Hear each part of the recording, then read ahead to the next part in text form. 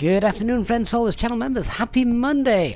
Well, with a beautiful start to the week, we're in Basel and we're going to be heading up to Oslo, which is usually a great flight for gorgeous scenery and the like. But the weather is pretty rubbish up in Scandinavia at the moment, so there's a good chance you won't actually see anything. But that's going to be the fun of it, because we might oh, well, I actually can't remember if we ever have auto-landed the Fenix aircraft since its release. We've been quite lucky with the weather, haven't we? So there could be a chance that today we could see our first auto-land here in the Fenix A320. So that could be quite exciting. Strudy123, thank you for the early sub. So yeah, that's basically it. And it's also a nice 2-hour flight. So we've got all afternoon together to enjoy each other's company and hopefully keep you entertained in whatever it is that you're doing this fine Monday morning.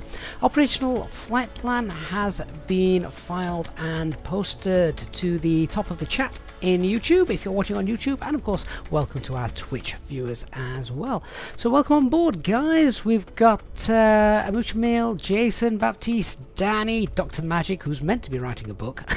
Sorry, Doctor, don't put anything I say in your book, for goodness sakes. Nuka Streams as well, and Peterson, hello. Right, should we get on board? McBall, good morning to you. Right, let's get in.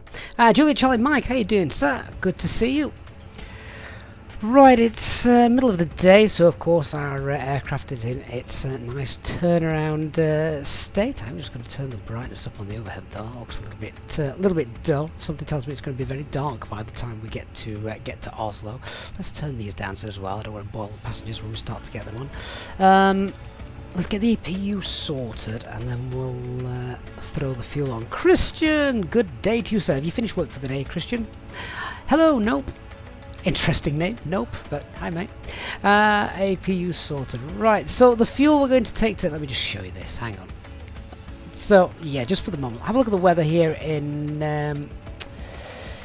Oslo. So at the moment we've got light rain, drizzle, visibility is 3.6, but overcast 300. And very important here, look at the dew point, look at the temperature, they're the same, so that tells me that it's going to be misty and all that kind of rubbish. So yeah, could be interesting. Have a look at the alternate as well. This is still technically within limits to be the alternate, but not even that looks great, to be honest with you.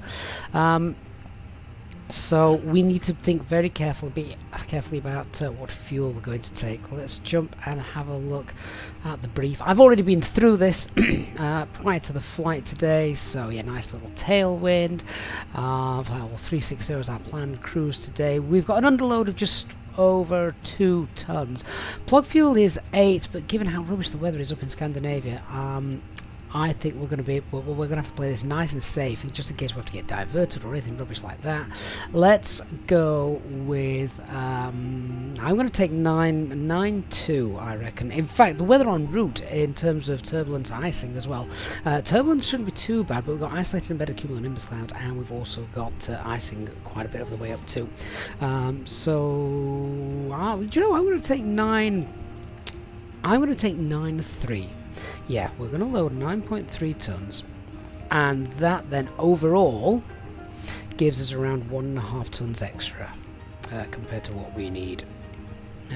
Just check I've got my maths right on that. Yeah, that's fine. Hi Simon, good to see you. Christian, no work on a Monday. Fantastic. Pocho952, welcome.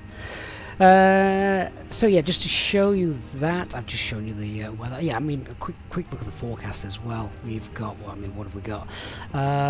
So it's a sort of 24-hour forecast. Winds are quite nice and light. It's just really, really low cloud. So that's one of our main issues. And if we come and have a look at the SIGMET charts en route, yeah, so we can see here we've got icing up to, is that 1,500 feet. Cumulonimbus clouds up to 3,200, I think that is. I can't zoom in on this page to show you anymore. Yeah, well, there you go. You can see for yourself. A little bit of a tailwind though on the way, a little kick up the backside with the jet stream, so that's quite nice. But we're going to play it safe with the fuel. Yeah, and as we see, we're 2.2 tons underloaded, so we can throw an extra 1.5 tons of fuel, no problem at all. So let's go to our Fenix app We'll tell GSX they can start the whole boarding process. Boarding requested. And we want 9.3 tons overall. And we'll load our aircraft. I'm going to do this in... we will do this in fast time. I want to try and get out of here as quickly as practical, just because it's a nice long flight. And I've got a swimming lesson to go to. Not mine, but the kids. At least that's what I'm telling you. APU bleeds on. We'll give that a minute, then we'll get the packs on as well. So let's just get the weather for here then. We've no air traffic control, so I've got to get it from here. Hey Gary, good to see you. Right, here's the current weather. So we've got winds are currently 100 at 8. Cav OK, 16 degrees, QNH 1016, tempo 4,000 meters, thunderstorms and rain, and CB's at 3,000 feet.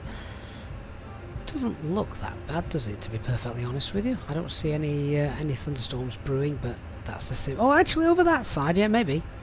We're going to be taking off into that soon. Right, that's QNH here is 1016, that's fine, they're all good. Just check down here, we want 122.8 for Unicom, the guard frequency 121.5, and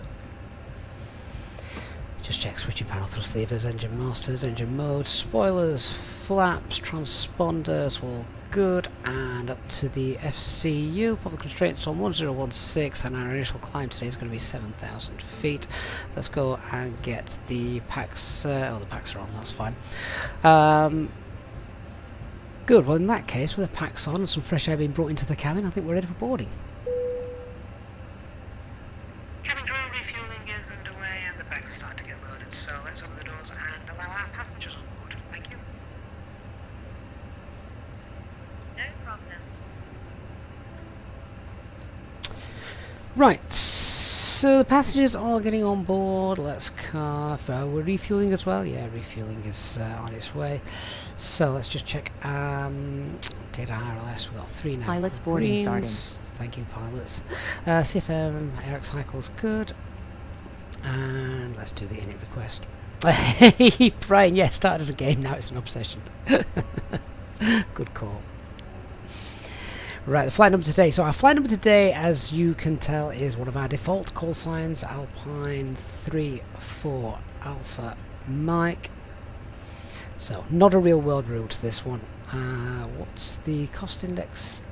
We've got cost index of 8. We're going to be travelling flight level 360, where the temperature is minus 56. Ground temperature is plus 16. Tropos 36997. Download those winds. Alexander said he departed out of Basel last night, but the winds were gusting 42. Oh, that's interesting. That could have been out of limits, particularly if you were in the Neo aircraft for the A320. Depending on what direction they were blowing, of course. IRS in it, that's fine. Let's see what are our parking stand coordinates today. We are at stand 14A, 14 Alpha. So we should have 4735.8 north, 4735.9 north, and east should be 731.7, 731.7. Excellent. Right, flight plan then, let's put it all in. So we're going to be departing runway 15, and that's going to be the LBEG 7 Sierra. And then the arrival at the other end, we're expecting Lunip 4 Lima for ILS 01 right. Your crew has boarded.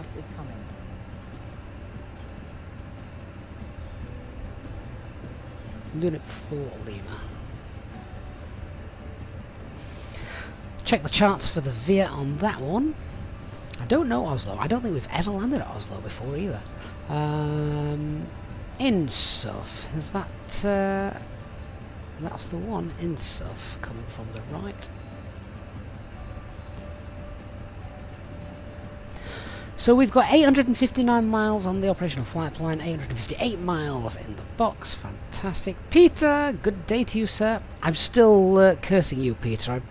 My voice still feels very croaky and chest a little bit heavy, so it's definitely your fault. Right, flight plans sorted. Let's just check this on here. Digital contamination, that's what it is. Departure looks good, then northbound over Denmark, and yes, that's fine. Flying Medic, good afternoon to you.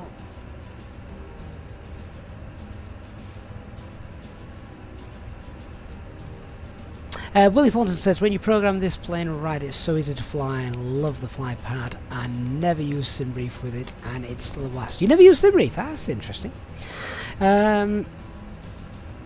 Let's see. Adrian, can we expect low vis procedures at Basel or Oslo? Oslo, Adrian, Oslo. Yeah, weather's not looking too great over there.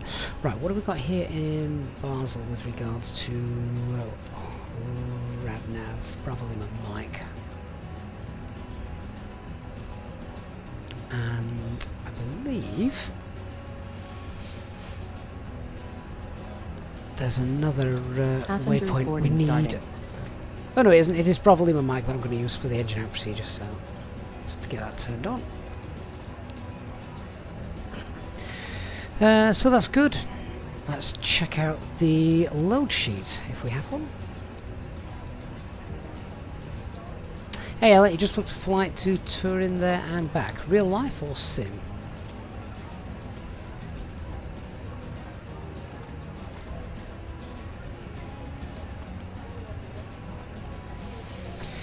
So what have we got? Zero fuel weight is 58.8. And zero fuel weight CFG is 31.9.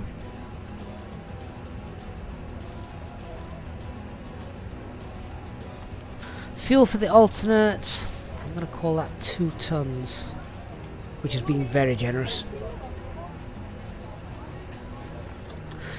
Flight planning. Ah, Klaus, you're going to fly with us today, Scandinavian 755. Fantastic.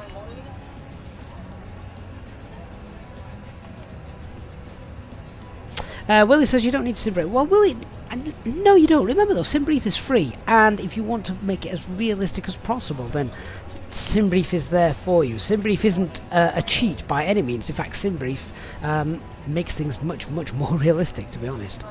Block fuel's 8.7 and we're taking 9.3. So that gives us a takeoff weight of 67.9.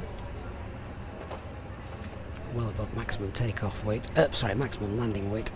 What's our CFG's 29.8. Right, time to do some performance calculations.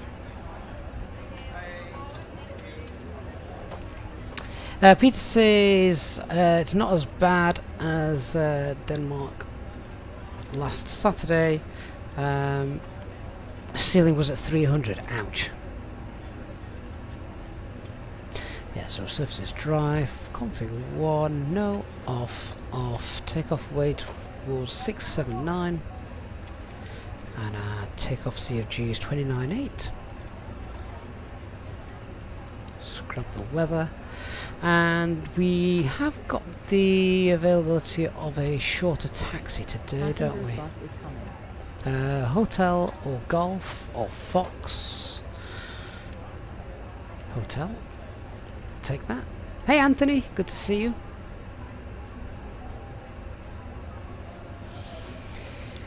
$494951.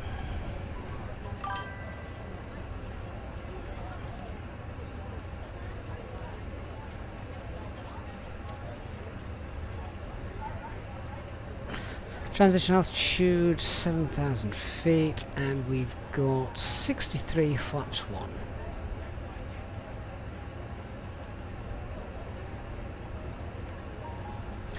Right, let me just check the data for the thrust reduction acceleration values, and then we'll get the secondary flight plan sorted with the engine out procedure.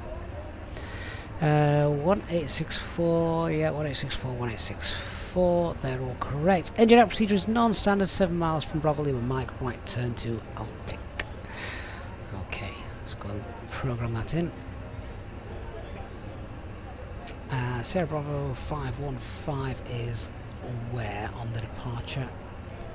Oh, straight out, fair enough.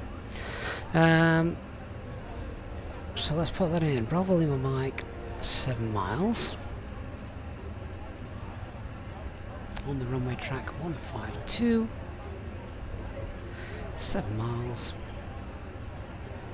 And then a right turn to Altic. ALTIK.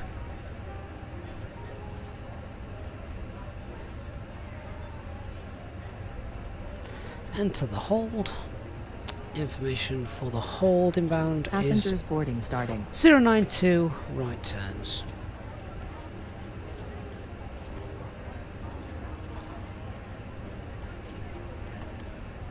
That looks good. And then we're going to come back in here to Lima Fox, Sierra Bravo, Basel, runway 15. It's got an ILS as well, I think. I've got ILS Zulu 15, no star, and Altic. This should have a nice circuit, all beautifully completed now. Let's check that out.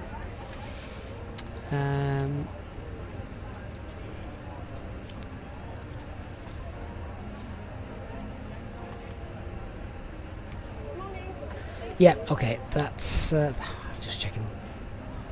What we got? 515, point bearing distance 1, it goes to Altic, enter the hold, and then it's just got the information for the ILS, hasn't it? Which has a manual leg, which is what this great big line is just there. Clear the discontinuity. Oh, we can't because it's a manual leg. That's fine. Yeah, no, that's that looks as it should be. Basically, we'd get given ATC vectors from Altic to leave the hold and start the approach.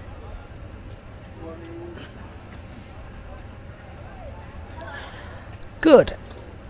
One other thing to have a look at then, just for the departure, we've got a max speed of 220 knots till passing Sierra Bravo 533. So just check 220. Oh, it's go on, we'll fly. We'll fly clean 221. We'll cheat by a knot.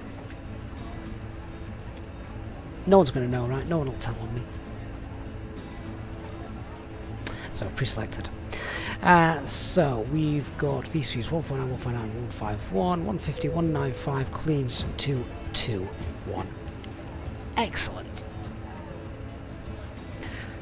Someone's just closed the doors. Don't close the doors. Self-loading cargo has still got 17 passengers to load.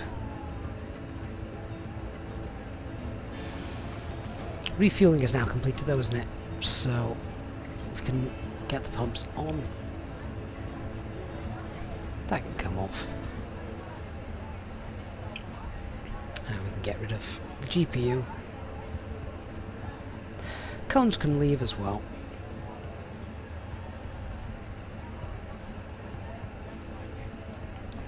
Excellent. So now we are probably in a good position to start doing the brief for the flight. So let's start with the weather here in Basel. It's not bad at all, actually, despite the tempo. A quick look outside as well. Remember, the sim may differ slightly from the METAR we've got, but yeah, it looks very black over there. We've got winds 110 at 8. Cab okay, 17 degrees. Good, it's still 1016. Tempo 4,000. Meters with thunderstorms and rain in the vicinity as well, and scattered cumulonimbus clouds at 3,000 feet. Weather en route, we've got a bit of ice in, we've got embedded cumulonimbus clouds, and then weather at the arrival is rubbish. at the moment, and not really much signs of it getting any better. So yeah, very low ceilings coming into Oslo, which should be interesting. Wind's okay though, no issues with the winds, but that stands to reason. Very rare you get low visibility and winds at the same time. Aircraft type A320, fully serviceable with the exception of the weather radar, and the performance is absolutely fine as expected. No times for the departure. Threats to be aware of, just for those of you not familiar with Basel, we take off, we've got the start of the Alps straight in front of us, so we have terrain to the south, we have terrain to the east, also a little bit in this sector up here. MSA as we fly through the initial departure is 4,300 feet. That is really about it for threats, really. Let's have a look at the taxi then. So where are we? We're stand 14 Alpha. We're going to push back facing north, and we're going to taxi. We've got any ATC. Anyone come online since we've been here? No. So we will taxi on. We'll taxi Alpha. We'll taxi Mike 1, and then all the way on Bravo, and we're going to take intersection Hotel for departure 15, just so you guys can see the full route of that. There we go, hotel, departing runway 15, departing on Elbeg 7 Sierra, so we have a turn once we're above 1900 feet, but not before Sierra Bravo 515, got that right hand turn. Noise abatement 2, our initial climb is 7,000 feet with the first turn being to the right. Speed constraint just here at 533, so we'll push for managed speed and accelerate away once we've passed that. 7,000 feet is set.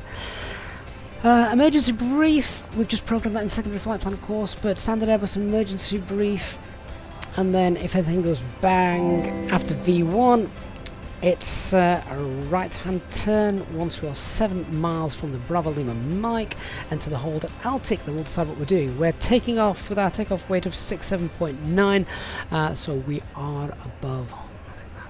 Yeah, we're above maximum landing weight by about 3 and a bit tons. We could still get in. It's a nice long runway here as well at Basel, so we could still get in, but we do need to. We would need to just complete a couple of things as well. Peter ATCO, thank you so much for your continued support of the channel. Yes, you're still doing it, Peter. Thank you, mate. Honestly, really do appreciate everything you do for us. Company messages come through. I think that might be our final load sheet, and everyone's on board. So let's close the doors and start getting everything ready.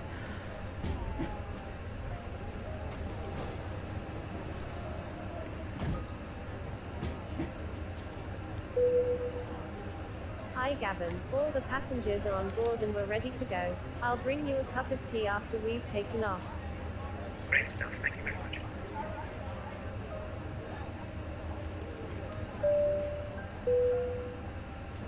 Ladies and gentlemen, on behalf of myself, the first officer, and the cabin crew, may I welcome you on board this Easyjet aircraft for your flight today. The ground crew and the fueling crew have all finished, and we're just about finished with all our cockpit preparation up here. The cabin crew are making their final checks as they work through the cabin, so if you could please get yourselves sat down comfortably with your seatbelts securely fastened and give them their full attention as they begin their safety briefing. That's alarming. A big welcome on board today to our Easyjet SIP pilot members, who of course are welcome to free complimentary drinks throughout the flight. Once we reach our cruising altitude, our cabin service will commence, and the cabin crew will be able to provide you with drinks, snacks, and merchandise throughout the duration of the flight.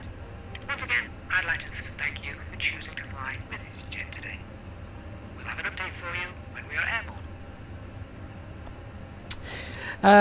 Okay, so just looking at the final load sheet, yeah, everything's fine. Both departure, performance calculations are all valid. There is one slight issue. I've got Cat 2 INOP showing just here. That means auto land is out of the question. I think that will right itself on flight. There is a bit of an error for some reason with this, with the Phoenix. We've been doing it for a while, so we'll keep an eye on that. If it doesn't disappear, then we need to go somewhere sensible. Where it doesn't really matter what the weather is, and we can manually land that. Tanush, thank you so much for your very kind super chat, Tanush. I hope you're having a great Monday, and thank you for joining us as well. Very kind of you. Thank you so much. Really do appreciate that. So let's start running through some checklists.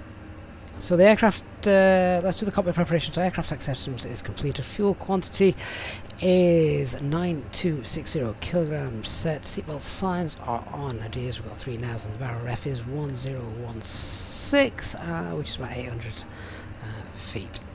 Peter, yeah, funnily enough, I was thinking divert Copenhagen. We'll see. We will see.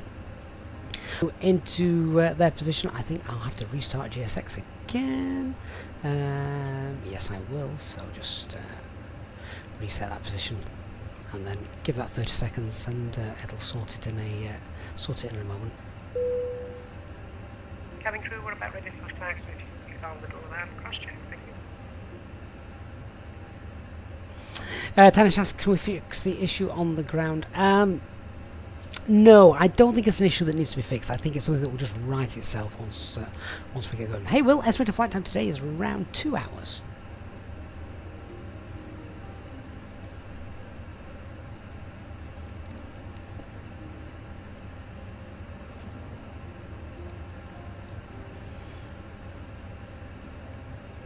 So ground crew is just coming into position. There she is.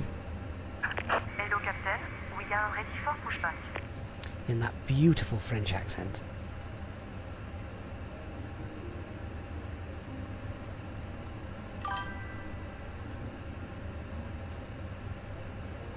Hey, Letboot, thank you for the follow.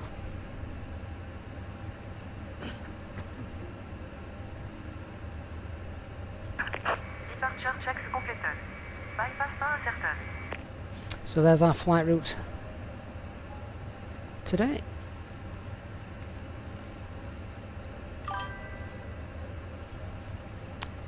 Response Arc, thank you for the follow as well on Twitch.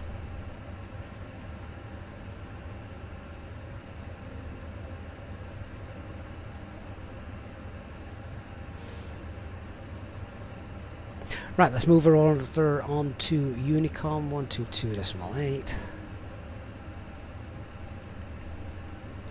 And well, let's make the call then, shall we? Basel traffic Alpine 34 Alpha Mike, stand 14 Alpha, pushing back facing north on Alpha.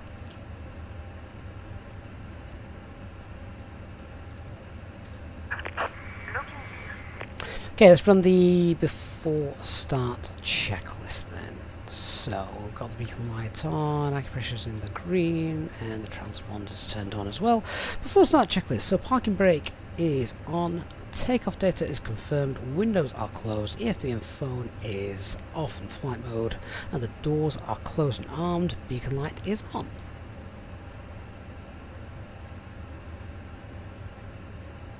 Release parking brakes. And releasing the parking brakes. Starting push. All engines clear. Start at wheel. Okay, back we go. Bus driver, no reshades or anything like that. Everything is all default. Engine mode selected to ignition and starting engine 1.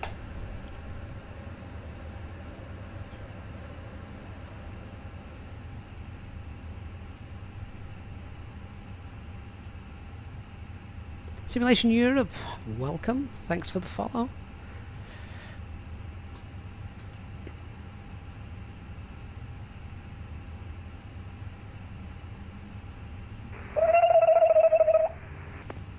Oh, I do love the school holidays. Now remember as well, there's also another threat which is not there in real life, and that is the tree on the runway that the groundsmen still haven't fixed. For your attention while we take you through the safety procedures on this aircraft. A safety card is in your seat pocket showing the exit routes, oxygen masks, life jackets, and brace position that you must adopt. Parking brake set. Here, brace, brace. There are 2 emergency exits at the rear, 4 in the middle, and 2 at the front of the cabin. Floor lighting will guide you to an exit. Please be aware that your nearest exit... Anyone say last starting engine 2? In an emergency... Peter says with that meta it's time to push the big red button. Yeah, break something just as we're coming in. And released as shown. It must be fastened when the seatbelt signs are on, and we recommend that you keep it fastened at all times. If the air supply fails, masks will drop from the Slick, thank you so much for the Prime sub on Twitch. Really appreciate that. Thank you so much. Hold in place with the strap. I'm just going to tell GSX Pull on that each side to we're adjust. fine. Put on your own mask before helping Cockpit to others. ground. We have a good engine If you start. land on You can water, disconnect. take the life jacket from under your seat. Put it over your head. Pass the tape Oh, around Peter, your those waist. sounds are people that Click have together. nothing better to do on And pull the VATSIM. strap Yeah. to adjust. Do not inflate it inside the aircraft.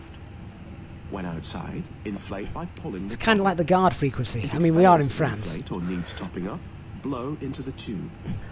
Animal Raise a light noises and and the whistle like. for attracting attention. Engine We 2 also carry stabilised. flotation aids for children. Your tray table must now be stowed, armrest down, window blinds open, and seatbelt fastened. We wish you Spoilers, a pleasant rudder, flight with EasyJet. flaps. D'autroc disconnected. Bypass Parma. Left is clear, right is clear.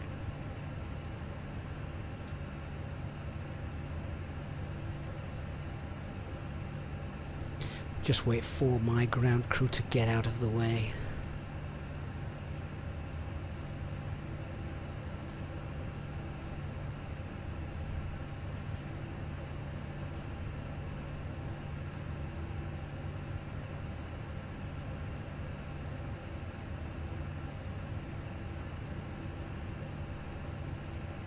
I think we're done. Final look at that chart. We can see. Yeah, there. Oh, there she is.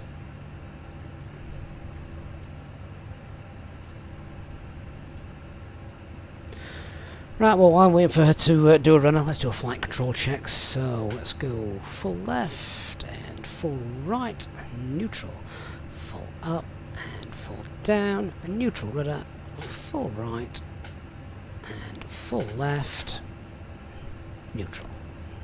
Cosmo, why do planes keep disappearing? Because people keep logging in and out of VATSIM, basically. These are real players, so not quite sure what they're up to. Yeah, that's all good. We know where we're going. Let's do the after start checklist. So anti-ice is off, ecom status is checked. Look, there we go, just confirmation. Cat 2 in ops disappeared. Pitch trim is 29% and rudder is neutral. Let's go. Basel traffic Alpine 34 Alpha Mike taxi now via Alpha Mike 1 Bravo holding point hotel for runway 15. Chris Hogg, good afternoon sir, hope you're well.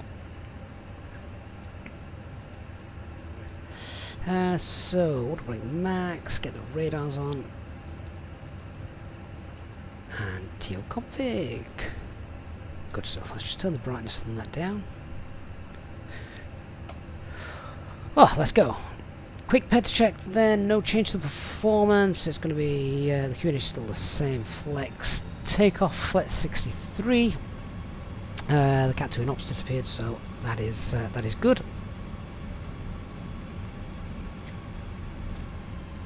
Engine out procedure is a non-standard 7 miles from Bravo Lima Mike, right hand turn to the Altic holding point. Then we'll decide what we're doing. And then the departure frequency, I think we're going to change to that pretty quickly. Yeah, we're on the Elbeck 7 Sierra departure, and then we are initial climb 7,000.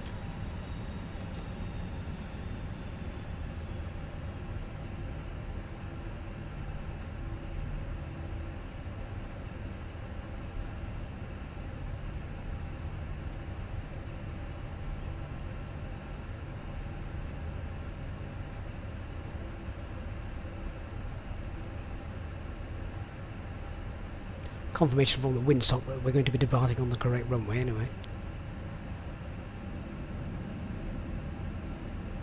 Tanglers, can we disconnect that? Yeah, I mean, if it gets too annoying and people have got nothing better to do, you can also, if you can identify who it is that's doing it, you can just ignore them and they disappear.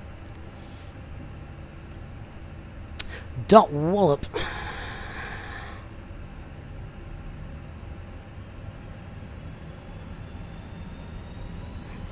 Jason says pretend it's a nervous passenger.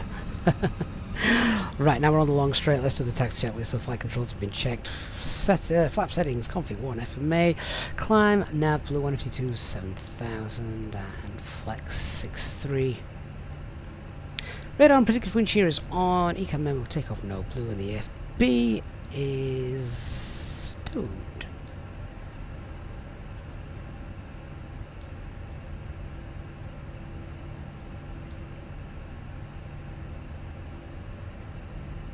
I would hope by now, Jason, that no one on here is a nervous passenger. Although it would be interesting, is there anyone actually in the chat that is scared of flying? Or gets very nervous when flying? Rich Brit, what is the flex temp? As in, what is it? Or, I mean, its value today is 63. But the flex temp is basically just a derated thrust, so you don't use full engine power in order to depart.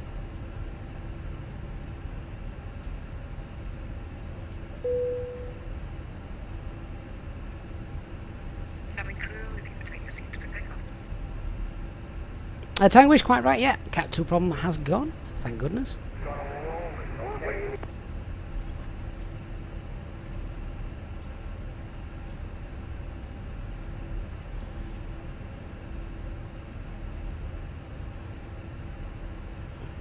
That's not a hotel there, is it?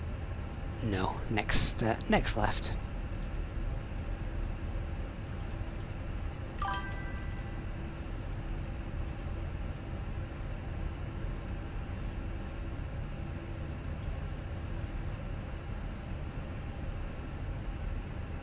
Command says he's very scared of flying but loves Flight Simulator. That's interesting.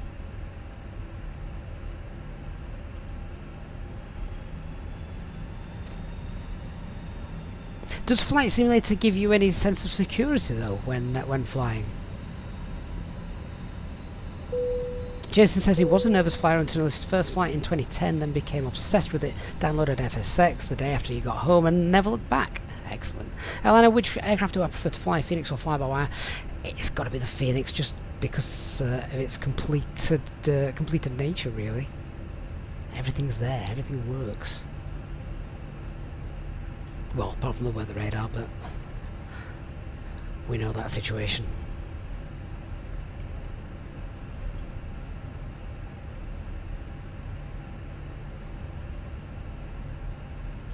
Okay, so this left just before the windsock.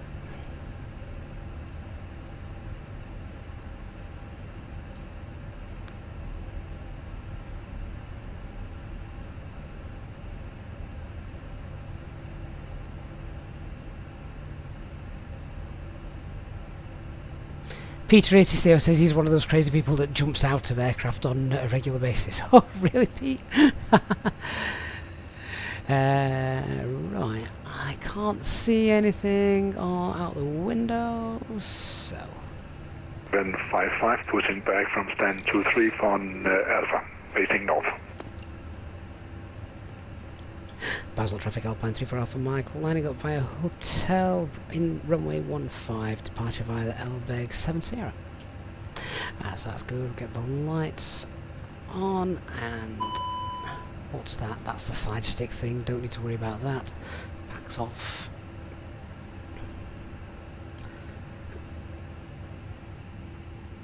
Always fancied doing that, Peter. I've never done it, but always fancied doing it.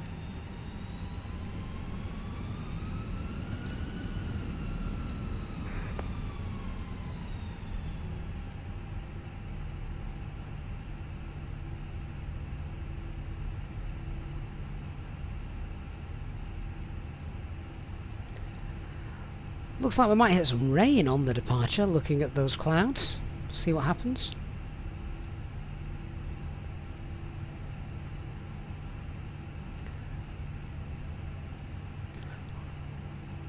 Oh, excellent.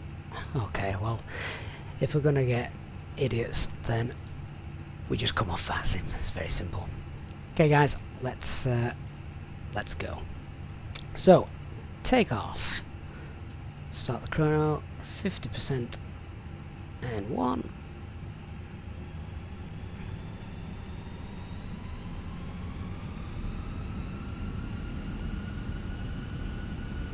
Set takeoff thrust.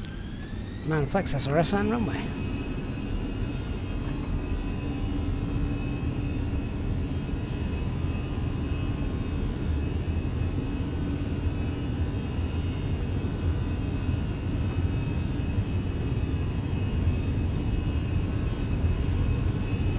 200 knots. Checked. Here comes the tree.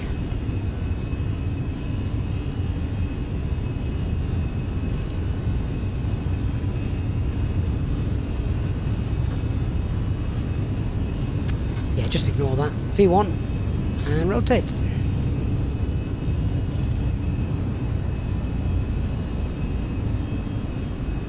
Positive Nav. 0.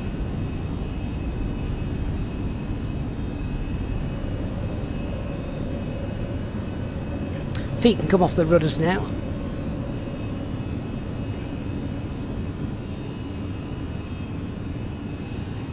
It's quite bouncy, isn't it? And set climb thrust.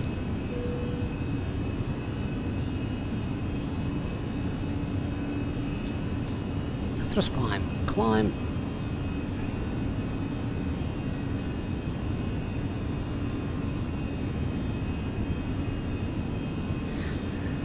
Okay, so I'm going to put autopilot 1 on. We can get the packs on as well.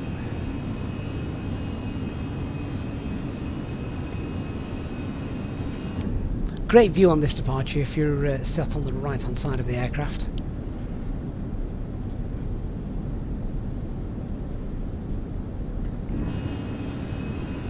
Get the other pack on.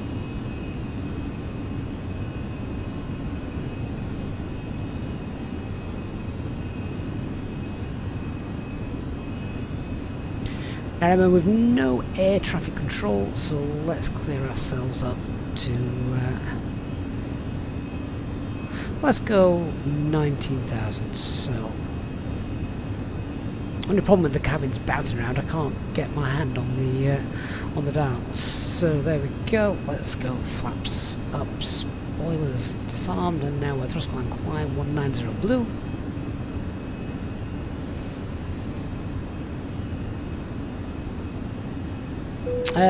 ZA Sling Pilot, yeah, FS Realistic is on. That's what's kind of giving us a bit of the bumps that you can see.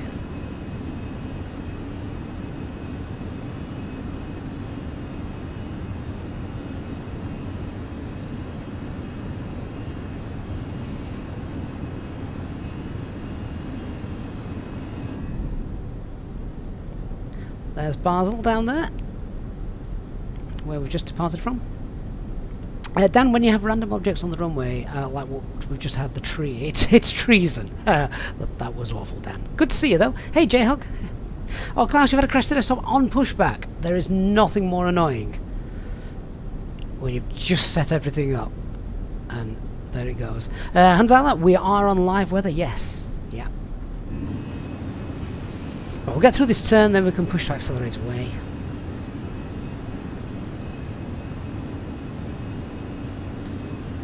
If we can get through this cloud layer, we'll then release the cabin. We'll see how bouncy it is.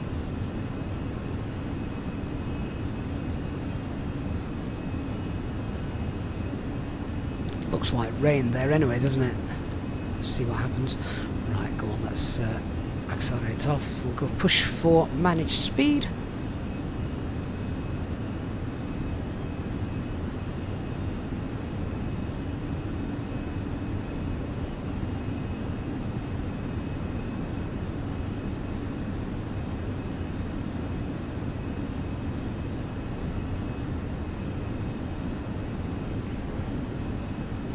George asks, good evening, which overlay has priority on navigation display when both terrain and weather radar are enabled? So the weather radar is always on, Please keep your seatbelt fastened, but when you've got terrain turned on, the terrain has the priority. Whenever you are seated. Toilets are located at each end of the cabin. Remember that smoking is not permitted at any time. This includes e-cigarettes. So we're going up on 10,000 feet. Let's select cost index of 0. We shall clear out the RadNav page. We'll copy the secondary flight plan, or rather copy the active flight plan into the secondary.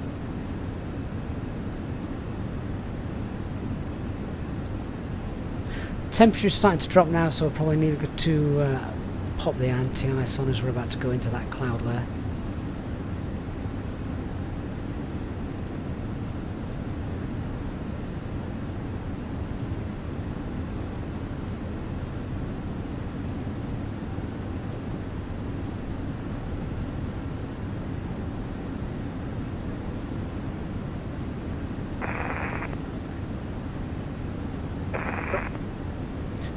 Are we going to be able to see this beautiful scenery, or are we going to have it obscured by clouds? Tower, good day. 21242, approaching holding for runway 18. Passenger 1242, Frankfurt Tower, good day. Wind 240, headed 1 for knots, runway 18, good day. That's interesting. Where's that coming from? Oh, we're also monitoring COM2. We don't need that.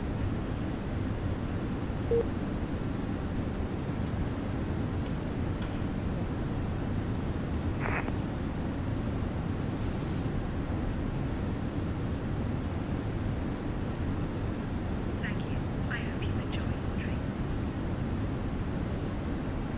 I think I might have been a bit premature with the ice. Let's turn those off. Save fuel. We might need it at the other end. All right, we're going to tell the cabin crew they can get out of the seats. I'm not convinced I'm happy yet to release the passengers because this looks like it could be nasty. This is where the weather radar would be really helpful because obviously it'll tell us on here if it's just a bit of cloud or whether there's precipitation in there and turbulence, etc. Tanglish, we are on VATSIM, yeah, we're back on now, so don't worry about that. Red Box, thank you for the follow.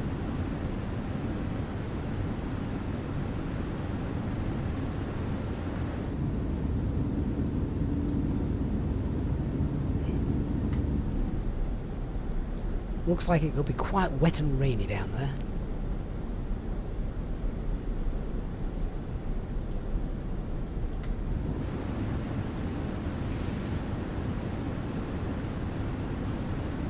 That looks quite convective. We've got no ATC, let's just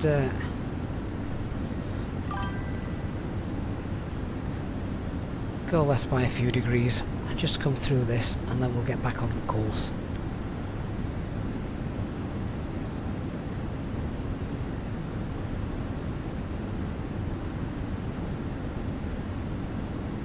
Keep the cabin crew happy, they're busy preparing your drinks. I don't want to fly through something that's just going to tip everything over.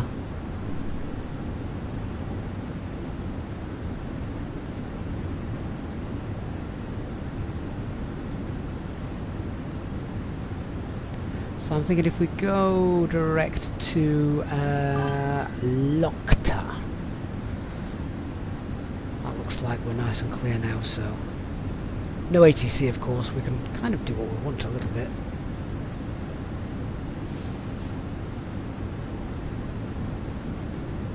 Well, we did see from the Sigma charts that we're isolated embedded cumulonimbus clouds.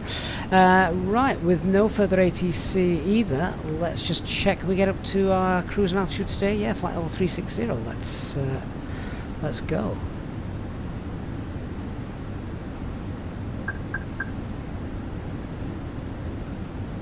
Thrust climb 360 blue.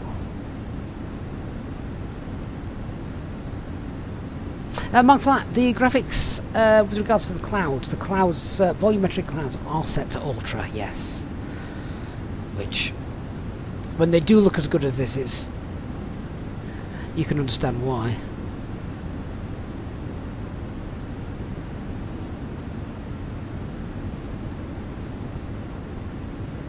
Takeoff, are we landing in Oslo? Oh, we certainly plan to. Yeah, absolutely.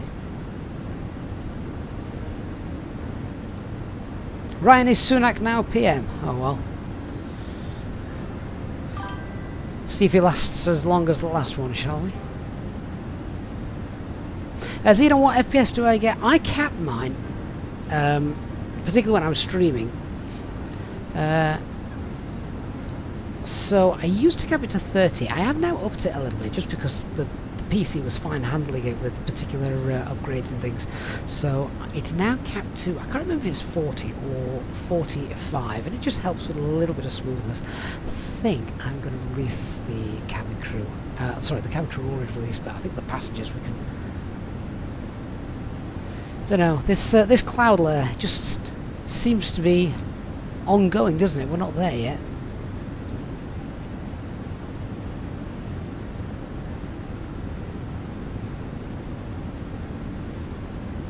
Here you can see those cumulonimbus clouds pushing through the cloud layer here. Looking where we're going though, we're going to be avoiding them, so that is good news.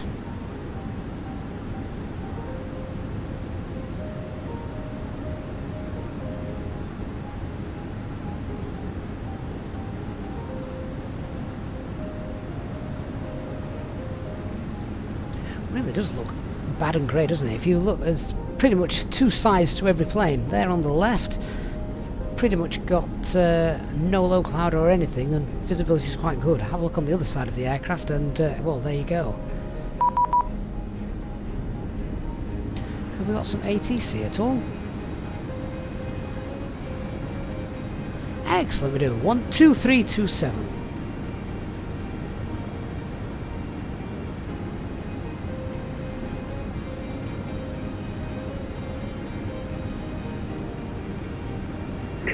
One climbing flight level 330.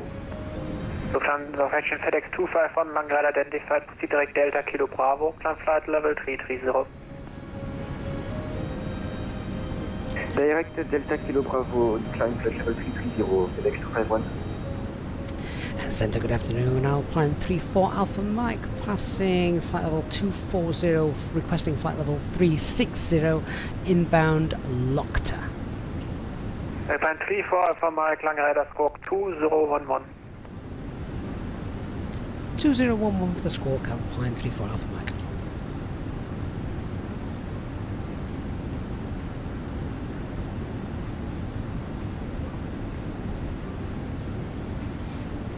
Alpine 34 Alpha Mike, identified, report, requested flight level. Requesting flight level 360, Alpine 34 Alpha Mike. Alpine 34 Alpha Mike, roger. Proceed direct Kickney, climb flight level 340 initially. Direct Kickney and flight level 340 for Alpine 34 Alpha Mike.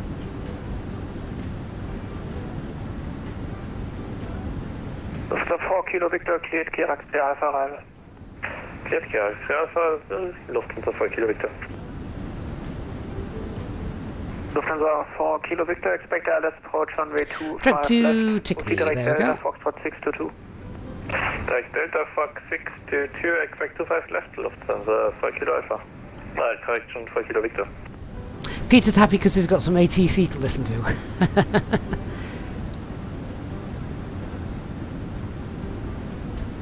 Zidane, what FPS do I get in the Phoenix versus PMDG 737? It's been a while since I've flown the 737, to be honest with you, so I couldn't really say. Radar, schönen guten Tag, KLM 3 Juliet Tango. Oh, look at the weather. Inbound T-Bun. KLM 3 Juliet Tango, long ride identified. Expect flight level 250 at Delta Kilo Bravo. Proceed direct Delta Kilo Bravo. Direct Delta Kilo Bravo and expecting 250 at Delta Kilo Bravo, KLM 3 Juliet Tango. Tell you what, V-Pilot's having a bit of a mare at the moment. I keep getting everything being online, then everything disappear. Then, yeah, I mean, at the moment, it doesn't even tell me Langdon Radar's online, look. So that's strange. ED29 Papa Tango, descend flight level 250 to reach flight level 250 at Delta Kilo Bravo. Descend 250 by Delta Kilo Bravo, Easyjet, take it. Nathaniel says he keeps getting weird Microsoft Flight Simulator just freezing and then crashing with GSX being the culprit. 221 long ride identified. What happens if you remove it, Nathaniel? Is all well? Touch wood, I've not had that issue.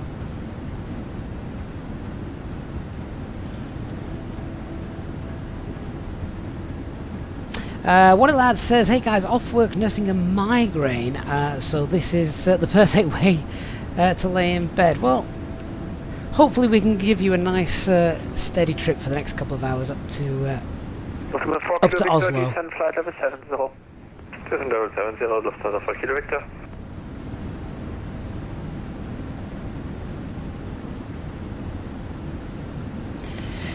So, what does clicking on the beam do? Right, so I went direct, selected a waypoint, and then pressed a beam. All it means is you will get waypoints on here. Can I show you Will this work? It might not do. It depends if I can find them. Right, so there we go. We originally were going to go to a waypoint called Esuli, and then a waypoint called Tedgo. Now you'll notice that because we got a direct which kind of cut out these waypoints, if I didn't press a beam it would just give me a point-to-point waypoint from where we were, our present position, to the waypoint the air traffic controller told us to go to. If you select a beam, it will create waypoints, a beam which kind of means like at the side of 90 degrees to as we're passing them, so you've got a frame of reference for where you're going. Because yeah, so look, we've taken a shortcut which is about 120 miles away. Well, I want to be able to see where we are, so I can. It just makes doing fuel checks easier, and I'll perhaps be able to explain that a little bit later on when we do. 4 Kilo Victor descent 4000 signage 1011 via Delta Foxtrot 622 clear let's approach 25 left report established. 4000 feet signage 1011 via Delta Fox 622 clear let's 25 left vehicle Lufthansa 4 Kilo Victor. Elliot, what's the next thing you can do to take your real ops to the next level of realism?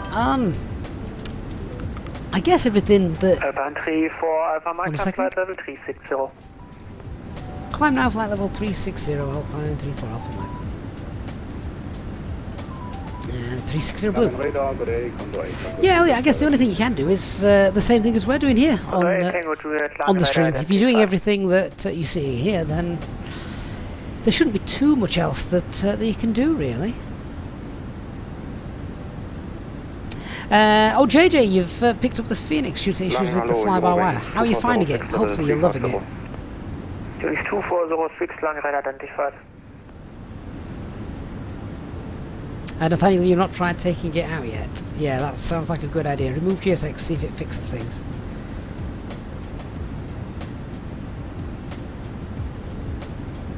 Indian 5 November Delta, contact München Meter 124.050.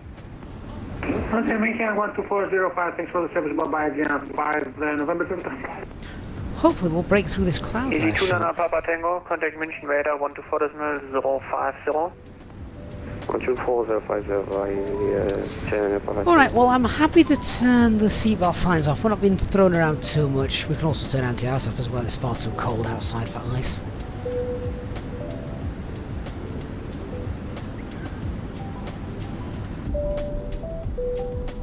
Can't see anything. Tango Juliet, proceed direct box lead. You are now free to move around the cabin and the toilets are now available. However, when in your seat, we recommend that you keep your seatbelt fastened at all times in case of... Take 251, descend flight level 250 to reach flight level 250 at Delta Kilo Bravo. Thank you. Descend flight level 250 and to the left. Hey Swiss pilot, hope you're well. When will the A320 come out for Microsoft Flight Simulator? I'm afraid I have no idea. JJ, just a random thought. Have you got anything else in your community folder? I would remove everything but the fly-by-wire and see if there's a mod conflict somewhere. Lufthansa 1242, proceed direct Akima. Ah, blue sky. Lufthansa Sleep. Good afternoon, sir. 1242, confirm direct Akima, Alpha Kilo India Mike Alpha.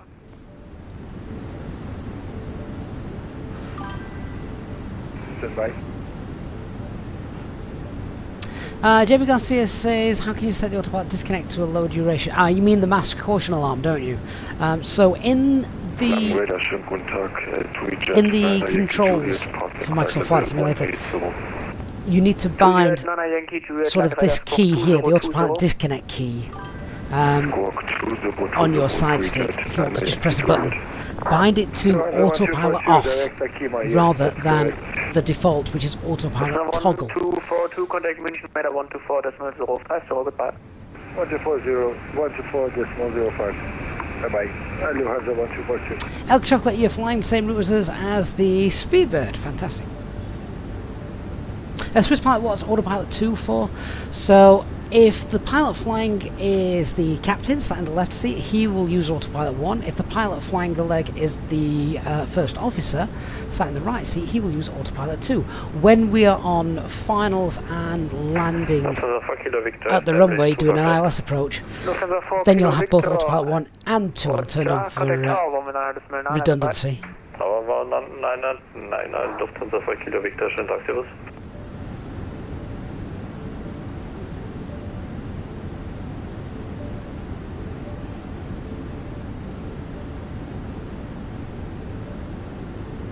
I wonder how long these clouds are going to last.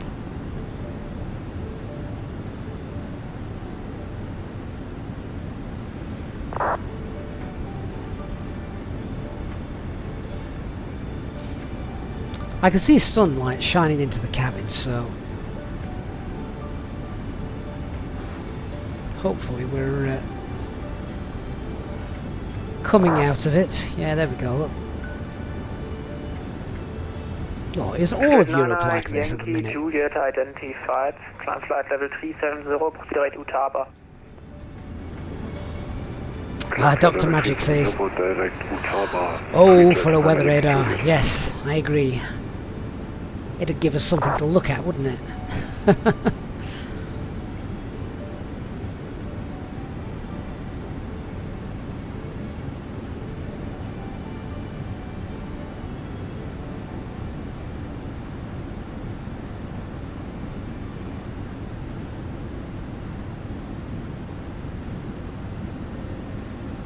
Right, we are 500 feet to go.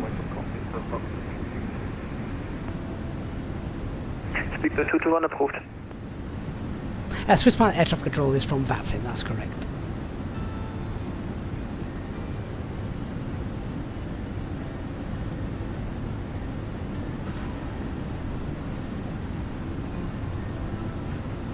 Mac Alt Star. KLM 3 Juliet Tango, expect flight level and Alt Cruise. Delta Kilo Bravo, report ready for descent. Right, set our cost index back to 8 and TCAS to below.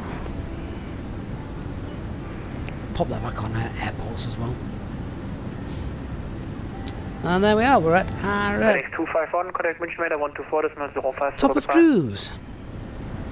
München Radar 124.05, take for service, over Dorkin.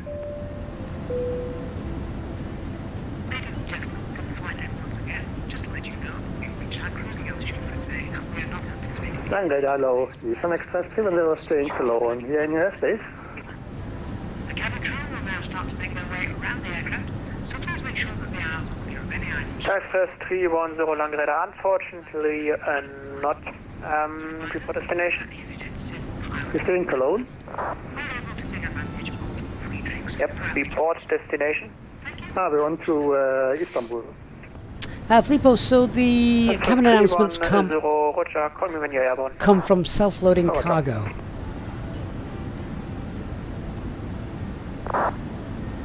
Ozzy says that he was experimenting with Rex Weather Force. Yes, I remember, Ozzy, you were going to try Rex Weather Force, weren't you? With regards to the wind and things for landing the Phoenix. You found Rex to be much easier. There's a new one as well, isn't there, that's recently come out. It seems quite expensive, to be honest with you. I forgot what it's called. You guys, I'm sure, will know. Dex, am I using the VORs right now, or are they just turned on? No, they're just turned on, because they auto-tune to your nearest VORs. They're just for good situational awareness, really. X-Enviro, thank you, Elliot. Yeah, that's the one. That's the new one, isn't it? That's just come out in the last couple of days or so. Windows, do I use FS2 Crew Phoenix? No, I'm literally single piloting all my way. There's no one sat here. Not even First Officer George is with me today.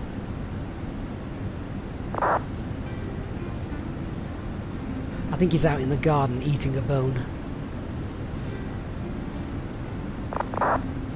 Okay, so we will do a fuel check at Tickney in around 45 miles. Need to go and get some en route weathers and find out what on earth's happening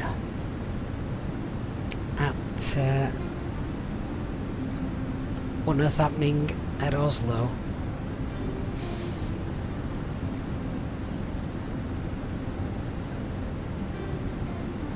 Elliot, why don't I stream X-Plane?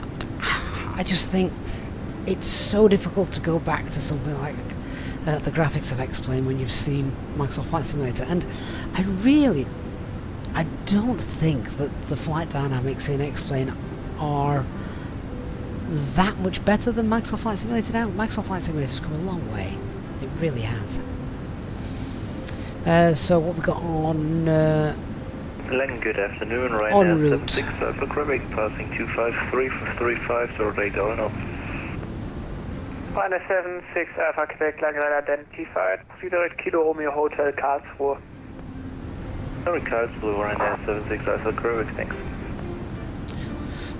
So have a look at Berlin and Hamburg. Both of those are coming up.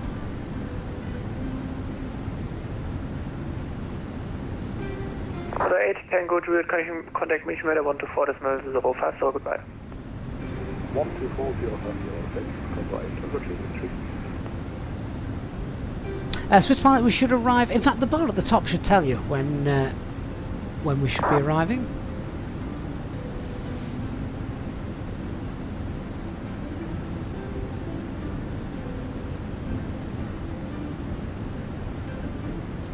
Why didn't that message come through? That's annoying.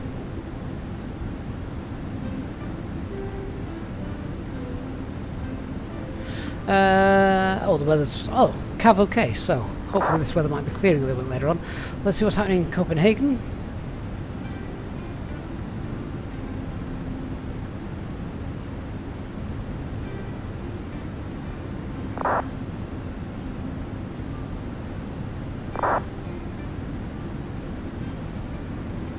Chance 44 Bravo, Monitor Unicom 122, destinate, goodbye. Monitor Unicom 1228, Eurotrans 44 Bravo, thank you, bye. KOT says X-Plane graphics are better in some ways, that the wind blows the trees and the grass, unlike Microsoft Flight Simulator. It does in Microsoft Flight Simulator. Get yourself on the ground and set the wind up. You'll see the wind and the grass blowing. Christian, you've departed far too early. What's happening in Copenhagen? 190 at 12. Scattered clouds. Nothing there that's scary. KLM 3 to Tango ready for descent. KLM 3 to Tango, descent flight level 250 to reach flight level 250 at Delta Kilo Bravo. Let's check out Gothenburg as well. To reach, I think, Do we fly over Gothenburg? Pretty much, yes.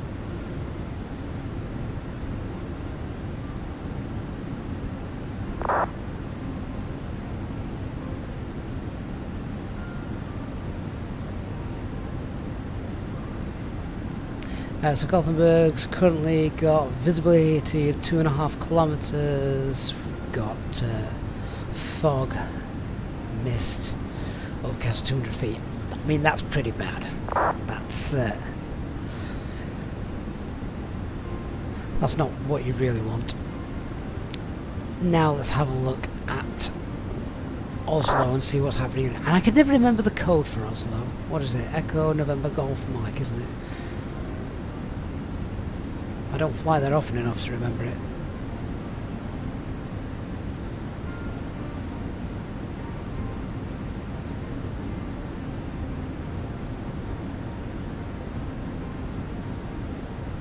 Kamal says he owns X-Plane 12, but he was only motivated for a single flight there so far. Microsoft Flight Simulator is too beautiful. I'm sure mods will come out for X-Plane 12 as well over time. Tanya says this is a challenge for me to land in Oslo and not divert. Well, that's the plan. Aircraft are landing in Oslo now. They're just auto-landing. What have we got? Wind 030 at 10. That's within autopilot limits. See, look at the visibility. The visibility there, it's, you know, it's 10 kilometers or more. A little light rain, but it's the overcast 400 feet that's the issue. The temperature's just starting to raise a little bit, so that's starting to clear the weather out slightly. QNH is 1006. We just need to keep an eye on it. Alexander, what are the differences between normal and LVP procedures? The biggest thing, Alexander, is when it's LVP procedures, auto land is pretty much mandatory, really. Now, When are LVP procedures in place at Oslo? That is the next question. Should we have a read? In fact, just before I do that, I need to do a fuel check. Ryanair 76 Alpha Quebec, transport level 350. So we've just gone over Tickney, 31 minutes in. 35 Ryanair 76 Alpha Quebec.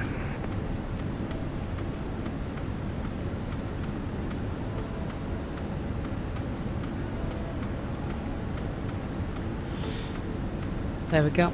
So we should have about 7 tons of fuel on board. 5.5, I took 1.5 extra, so 7 tons. What do we have? 7.1. Beautiful. And we still can't see the ground. Right, let's have a look at low visibility procedures. Alexander, so basically LVP means ILS approach, maybe an auto land. In its various terms, Alexander, yeah, there's a few other things like where you stop the aircraft on the ground when lining up, whether you can do single engine taxis, that kind of thing. But the main thing for arriving aircraft is, yes, you would be doing an auto land. So here we go. This is low visibility procedures information for Oslo. So pilots will be informed when LVPs are in operation via ATIS or radio transmission. Pilots will be informed when low visibility procedures are cancelled. LVP's preparation phase are initiated. 124050, Alpine 3 for Alpha Mike. Bye bye. 221, contact München Radar 124.050, ciao.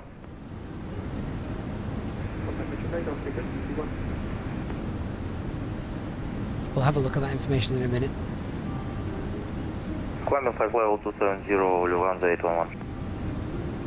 München Radar, good afternoon, Alpine 34 Alpha Mike, flight level 360 inbound, mobile. Hello, Alpine 34 Alpha Mike, you identified. Able 1000 feet higher?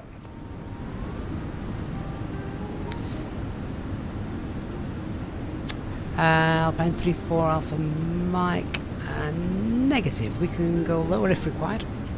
34 Alpha Mike, Roger, climb 35, sorry, descent level 350. Flight level 350, Alpine 34 Alpha Mike. Condor 800 Juliet, start the descent now. Starting descent, climb 200. Zero in 5 Papa X-ray identified 2400 feet, climb via the SID, flight level 130. SID 130, you're in flight Papa X. HN 5 November Delta, monitor Unicron, goodbye. Unicron 108, thanks for the service, bye bye, VS 5 November Delta. So VS 500, 350 blue. Continue to Unicron, Lufthansa 811, thank you, bye.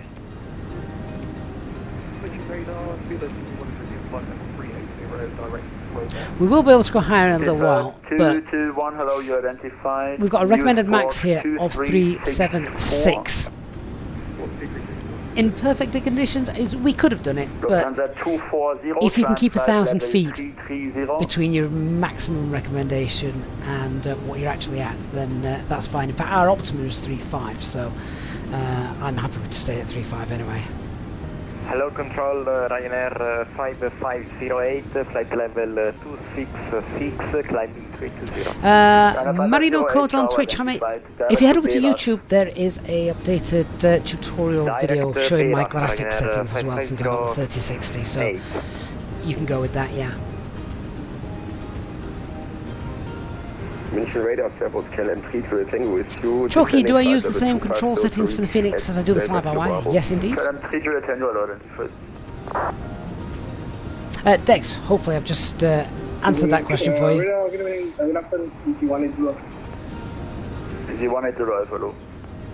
München Radar, Lufthansa Cargo 56 Papa Charlie, flight level 347. Oh, I can see the ground. Lufthansa Cargo 6 Papa Charlie, you identified. Direct Easyjet. Fantastic. Lufthansa Cargo 6 Papa Charlie. Right now it's 4 to Lima Golf, monitor Unicron, goodbye. Right, so I've a read of this now. LVP's preparations phase initiated when the runway visual range is less than 1,000 meters or ceiling is less than 300. What was it? Can we remember? Airrise 24 Charlie Hello identified. Climb level 260, please. Climb flight level 260 for you, going to 24 Charlie. So visibility was fine. Overcast 400. Water 597, thank you. Descent level 110. Down to level 110, Walker 597. Right. Alpine 64 November Bravo. At the moment then, LVPs are not in place. It would be a manual landing. Confirm level 290. Yes, 90. Thank you. About 63 Bravo, switch to Unicron, goodbye. So that would be interesting. Christian, you might have a hydraulic leak. You don't have much luck, do you? Was it a pressurization issue you had last time? Finding 2190 inbound to Pala. Stanza 4 Charlie Papa, identified, climb flight level 300. Elk chocolate, don't worry about it. The ATC will keep us separated, I'm sure. Flight level 60. Dry let's see on Twitch what are the frames like right now. Let me have a quick check. We've got about... Yeah, we're about 30, 35. High level cloud doesn't help that. Swiss Pilot, it depends which add-on it is. Payware from obviously the developers. Freeware, FlightSim.to. Time to fly for 220. Alexander, is LVP conditions the same at all airports? No. So, always worth reading the charts. Captain Oatmeal, good morning to you, sir. How are you? Hope you're well. München, schönen guten Tag, Leipzig 28 Mike, expediting flight level 170 and directing Delta Papa 427. Hello, Leipzig 28 Mike, identified. Descent level 100, and which runway do you requesting? Descent flight level 100 and requesting ILS 26 right, Leipzig 28 Mike. Roger, expect 26 right. Expecting 26 right. Going 5 Papa X-ray, contact Langen 123275. 123275, ciao. Charlie 220, climb level 360. Great to have ATC in the middle of the day, isn't it? Scandinavian 147, hello, identified. Climb flight level 300. Climbing flight level 300, Scandinavian 147. So, CA28 Mike, descend 5,000 feet, QNH 1011. 5,000 feet, QNH 1011, Leipzig 28 Mike. Christian says he always gets failures when in an ATC controlled area. So Christian, have you confirmed it? Is that what's happening? 120 going to flight level 190. Cathay 953 identified, climb level 220. Climb flight level 220, Cathay 953. So the Chicago 6 Papa Charlie, turn right 10 degrees. Right by 10 degrees, Atlanta Chicago 6 Papa Charlie. Alpine 2584, contact Milano 127.455. It sounds like busy airspace as well, doesn't it? 455, Alpine 2584, thank you. Thank you. Wait, express 178, descent level 130. Just looking at this here, what's that? Look, this is just cloud textures. Looked very strange. Okay, World Express 178.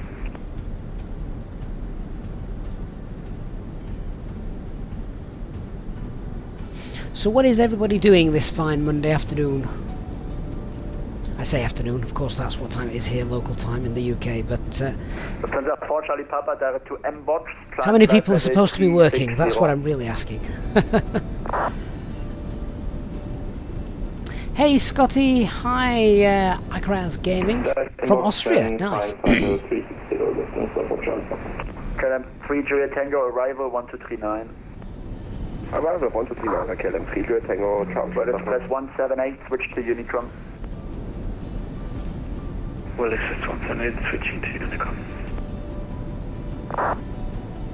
Condor 8 Tango Juliet, continue present heading, expedited. So JJ is meant to be working. Dex is stuck with COVID. Hope you're doing okay, Dex. Mark's guilty. Brian says it's morning here and you're working on one screen, stream on the other. November Bravo, Perfect. Milano 127455. Truce. Over to 127. Peter says he's flying to Austin with the A330 headwind. How is that handling, Peter? Did anyone fly the A330 headwind for the Cross the Pond event? That would have been something. No further ATC, monitor Unicron, goodbye. Honestly, Unicom, you have a great rest of your day. Thanks for the ATC. You too, thank you. I couldn't fly a Going Boeing 24 Charlie, direct to across the Oscar. pond. I'd just sit there looking at the flight deck thinking, oh my god, I've got to land this thing. And I don't know what the buttons do.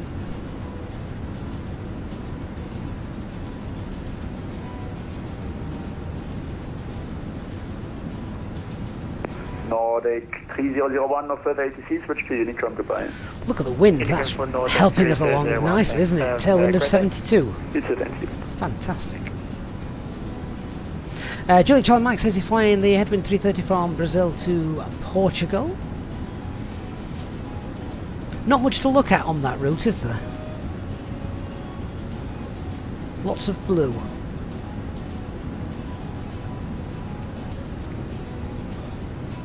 Dr. Magic. I can't put that on the menu.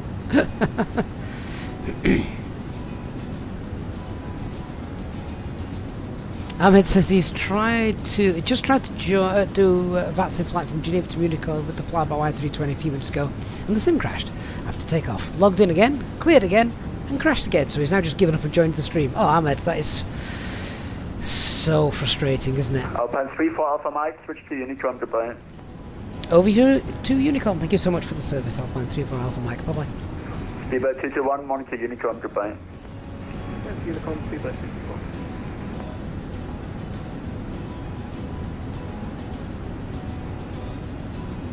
That's it, we're on our own, guys. Just you and me. Chalky says he's retired. He sat there in Warrington having a cup of tea. Oh, Chalky, do you know, he just sat there with a cup of tea watching a live stream on TV. That actually does sound like bliss. With no children vying for your attention. Wonderful. In just a few moments, we'll commence our in-flight service, offering you the chance to purchase a selection of hot beverages, together with drinks and snacks from the bar. We accept payment in pounds, euros, most major currencies, and debit or credit cards. The correct change would be greatly appreciated, and if we can be of any further assistance, then just ask us as we join you in the cabin shortly. Right, well that's it. Cabin crew is now open. Redeem your drinks and your sausage rolls and whatever else you fancy on the menu.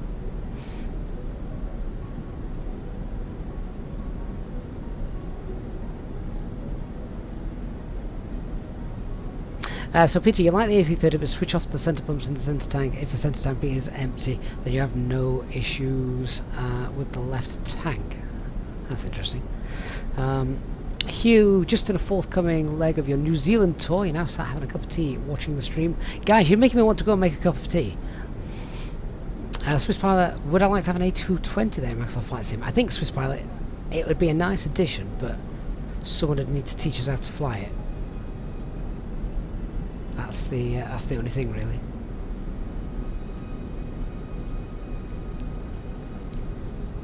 Alexander, what are the best and worst ATC areas on VATSIM in my opinion, and why? What's the experience? Alexander, I have never had a bad one, so they're all amazing. Tango, have we briefed LVPs? No, not yet. It's not LVP conditions. We can look at it a little bit later on, but not yet. I'm enjoying watching the clouds slowly break up. That's what we're doing. El Chocolate, if I had a choice, would I switch careers? Yeah, I'd be a full-time YouTuber. It's far more fun.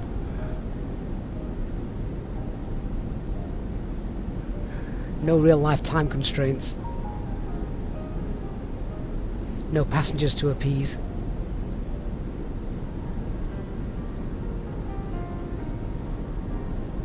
El Chocolate says Fly-by-Wire is releasing the 220 at some point. I think it's coming out on the Fly-by-Wire platform, isn't it? But I don't think they're the guys responsible for it. Var, what part of the flights do you need the logo lights on for? And the anti-freeze, the anti-ice. So logo lights, they're only on the ground, and they also turn off automatically. I think it's I forget what it is. It's something low down, maybe 2,000, 3,000 feet, things like that, just because, well, you don't need logo lights on at 35,000 feet. No one should be getting close enough to you to see them. And as for anti-ice, when the temperature, the TAT is below 10, the SAT is above -40. And you're flying through visible moisture in like clouds and things. Hey Ewald, you did cross the pond last weekend until your PC decided it was time for a Windows update. Oh, never. What, right in the middle? Oh, I hate that. Elk chocolate strobes need to be on during the day. Yep, absolutely they do.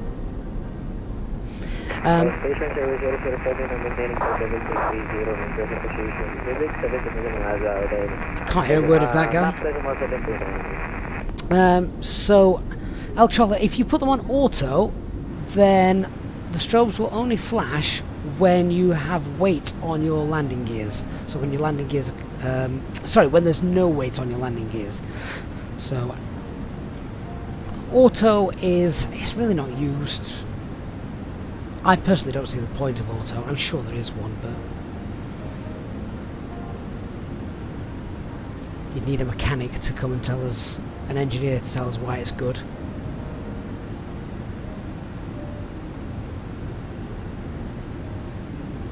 Tanish, do we need ATC at Oslo? If they're there, great, but if not, never mind. Peter is on HF frequency. I remember those days, sat listening to HF transmissions from aircraft crossing the Atlantic, 3 AM when I was a teenager. That's the kind of rock and roll life I used to lead.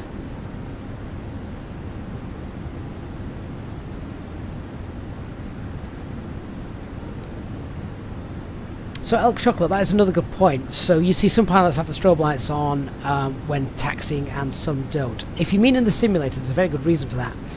When you have this switch to auto here in Microsoft Flight Simulator, VATSIM shows the strobes to be on.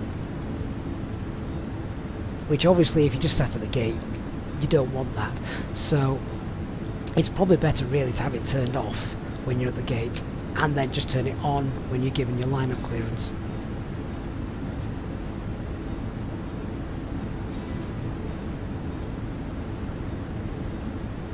Alexander, what size of airport do I prefer? Huge one like Madrid and Heathrow, or small ones like Ibiza and Liverpool? I like the small ones, shorter taxi times.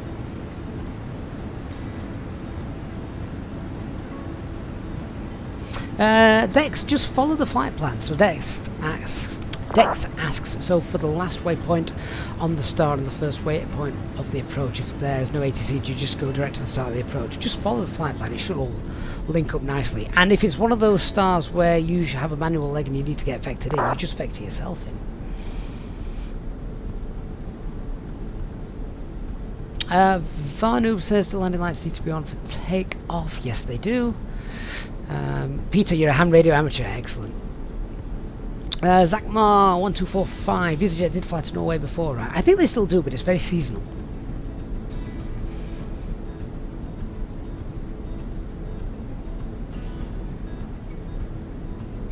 Sandwich 104. We flying to your home airport today. Oh, what's the weather like? Is it getting any better? Lilo25. Hi, my friend. Good to see you. 737NG123, I am still using Skydolly for my replays. I think it's a great little app.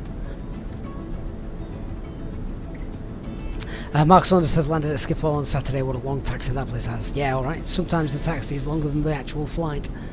Although I'm presuming that's not the case if you were just doing cross the pond.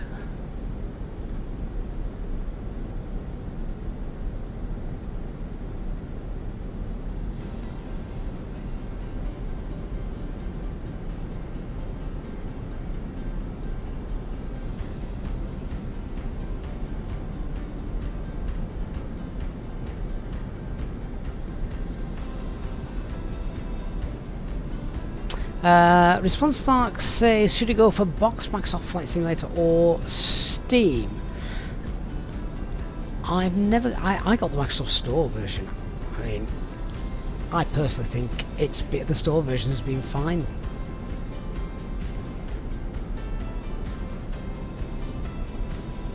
Sandwich 104, it's raining at about 6 meters per second at Oslo. That's not how they measure the winds, is it, at Oslo? I have to do maths if that's the case.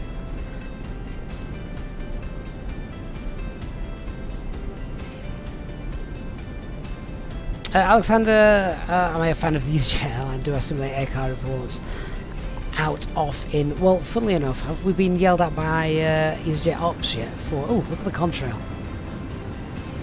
It's quite neat. Have we got a message from them saying we were... Oh, they've not bugged us today, so clearly we were on time.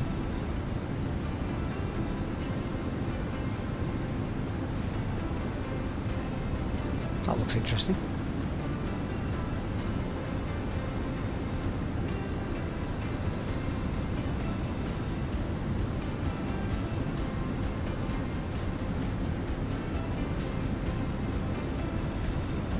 Sandwich 104, we should be landing on 01 right, yes.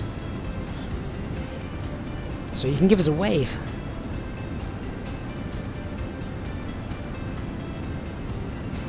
Harry, interesting routes out of Gatwick. Tivet is one of my favourites. I do like that one.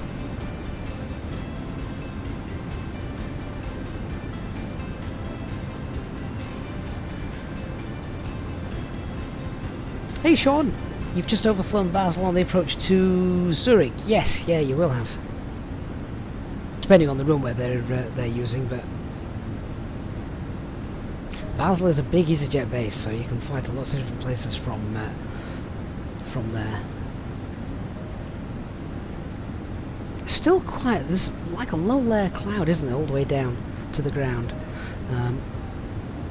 Certainly not clear skies.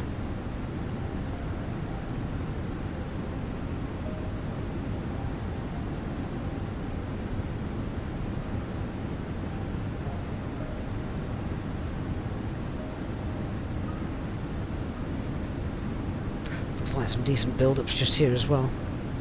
So if we check now, can we get up to flight level 370? That would save a bit of time and fuel. Not just yet. Oh, Vernob, thank you very much for your donation. Really do appreciate that, Vernob. Happy to answer any other questions that, that I know the answers to. Really kind of you, Var. Thank you so much. And Simon has just become a channel member as well. Simon, welcome to the First Officers Club. Thank you so much for your support to the channel. Do appreciate that. And if you are on our Discord server, then please don't forget to get yourself into the Members Lounge as well. Really appreciate that, Simon. Our first new member of the stream today as well, guys. So big welcome to Simon. Alexander, what about Innsbruck? Does the EasyJet fly to there? Again, they do, but it's seasonal. In fact, that's probably starting again now, to be honest. Means we might have to do an Innsbruck flight soon. Peter HCO says, personally, he's very happy for having Microsoft Flight Simulator on Steam and not the Microsoft Store. The Microsoft Store version looks like nothing but trouble. Peter, the trouble I had with it came when they released it for Xbox, and suddenly you had Microsoft Store, but then you needed the Xbox app, and then I was never sure which one you were actually meant to download it through. Was it Xbox? Was it Store? Was it both? And you needed to update one to get to this. So yeah, I can understand your frustrations with that. Understand and share them.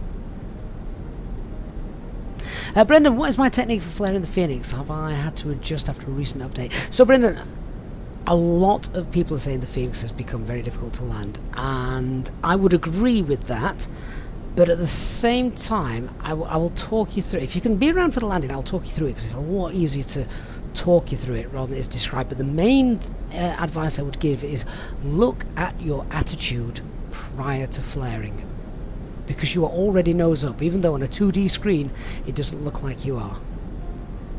Hey Amy, good to see you. Lilo25, you're getting Microsoft Flight Sim freezers before landings. Any ideas? I've heard a few people, Lilo, say turn down the object's level of detail. That's what could be getting loaded in at kind of the wrong moments, so to speak. Elliot, what part of the runway do I look at when I'm landing? So as I'm coming in up to about 200 feet, that kind of thing, I'm focused on the touchdown zone. If I've got the touchdown zones, wherever it is, by that point, where I don't want it to move. I don't want to see it moving up the screen or down the screen. I just want it to be nice and level. And then as we're going to start initiating the flare, we'll look to the end of the runway, look at the horizon, and again, just keep that nice and level.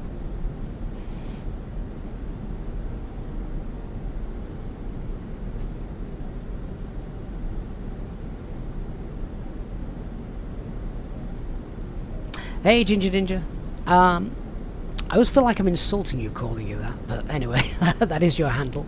Any reason why you play in 1080 other than, of course, the monitor doesn't support 4K or 2K? Not really. I mean, if the monitor supported it and the PC supported it with streaming, I would probably upgrade. But I think from a performance point of view, it doesn't look too bad. Hopefully.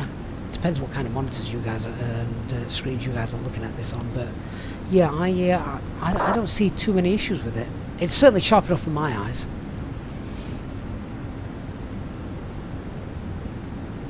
Swiss Pilot, I would just have to downgrade your graphics settings to try and get rid of any stutters and things like that. Leonardo Lima says he's having a hard time landing the Phoenix lately. Well, hopefully, I say hopefully, we'll have a manual landing today. We'll keep an eye on the weather. Should we get a quick update, see what's happening? If I go to my flight and then have a look at Oslo. Broken 400, see what was the information?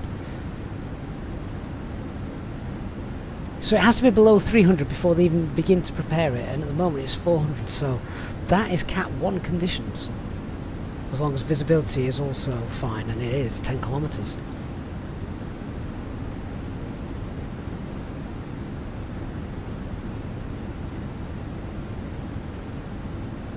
Harry, where do you want the touchdown zone? Where it kind of looks like you're going to hit it.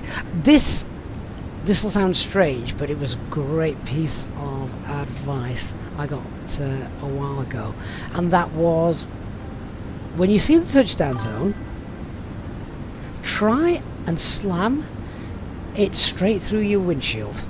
You want to fly straight into that touchdown zone. You know, that's where you're pointing your aircraft, so to speak.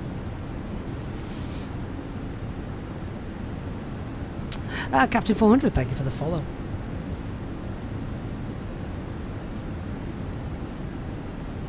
So yeah, you want to drive that touchdown zone right through your windshield. Obviously, then you level off slight flare just to reduce that. But that should keep you aiming where you want to land and touch down. 92 Tango, thank you for the follow.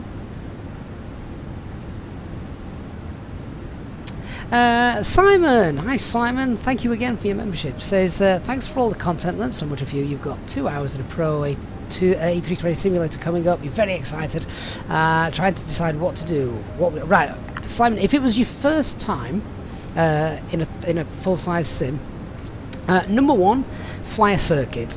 Pick your favourite airport, not somewhere daft like Tivet or Gibraltar. Pick somewhere with a decent length runway, no terrain around, so the only thing you're concentrating in is flying the aircraft, and you'll get used to it. Then, once you've done like a couple of circuits, a couple of touch and goes, in fact, I highly recommend, Simon, watch the base training videos here on the channel. Replicate a few of those.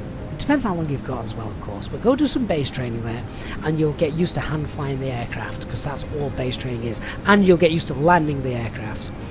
After you've done that, you could go somewhere a bit of fun, maybe Funchal, Madeira, something like that, which would be quite nice. But yeah, I definitely get a feel for flying the aircraft and for landing the aircraft. Christian says you hope it's Cat 1, you've got Cat 2 in up right now. We had that. Thankfully it's gone.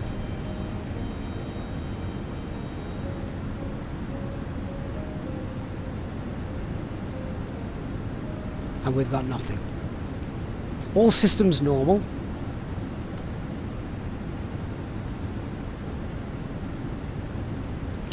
Peter says you went into LVPs at Copenhagen this weekend because it was foggy. Yeah, okay. Fair enough. Fair enough.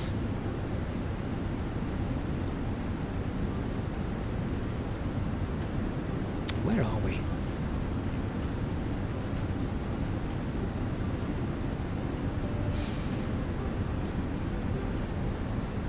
Right, so we've just got Hamburg over on our left. Ah, there we go. We might be able to give you a wave, Peter. As I come via Copenhagen.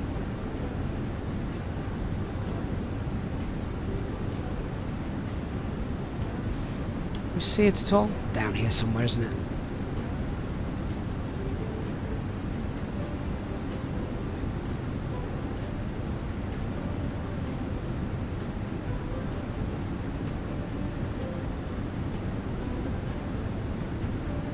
Sean says you've used the Phoenix the last couple of times now and finding it has certainly been optimised and improved, enjoying it much more. That's good to hear, Sean. Hey Cap Jambo, hope you're well.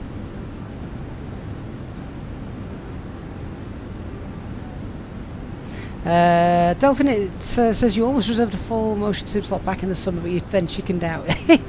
Oh mate, you should have gone for it, you'd have loved it. Even people who don't like or have an interest in flying, once they get in there, they think it's amazing.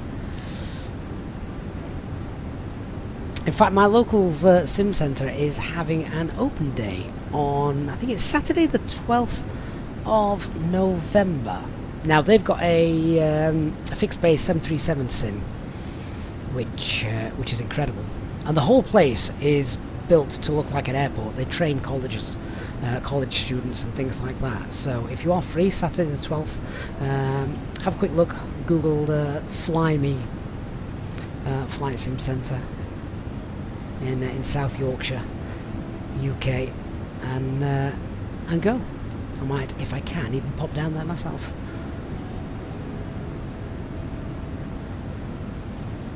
Angus, which version of the fly-by-wire would I go with? I think the dev version's a safe bet, honestly.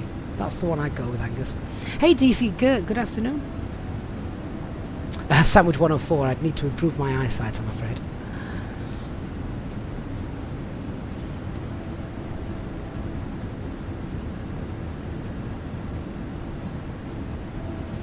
Alexander, rule of thumb that he heard was to pass the runway threshold at 50 feet. That means it's the correct approach. Do I follow the rule?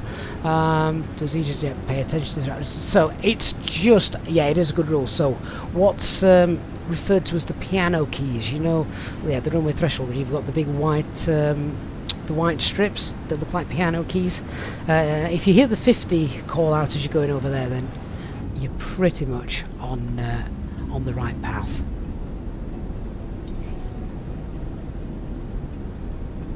Wonder how low the sun will be in the next hour as we head north. Have we got about an hour to go? Something like that? Let's check out the flight plan page. Yeah, so we're about an hour away. Let's start looking at the approach procedures in a little bit.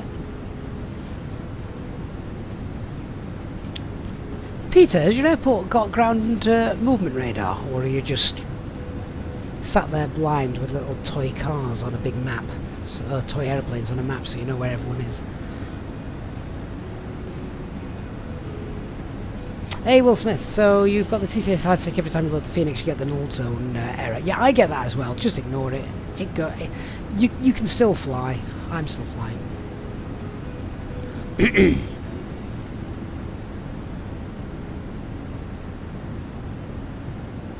Christian says, good thing he fueled an extra ton, otherwise he'd be diverting already. And 9 Tango, how much of the A320 flows knowledge will transfer to the 310 when it comes out? That is a great question. Unfortunately, I can't answer it because I've never flown a 310 before. So that's going to be a great first stream, isn't it? We might not do that on VATSIM.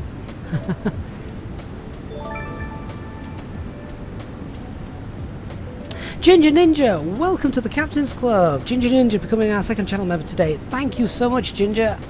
Great to see you on board again today. I know you've been with us for the last couple of weeks now, so great to see you on the chat on board and now as a channel member. Really do appreciate that, Ginger.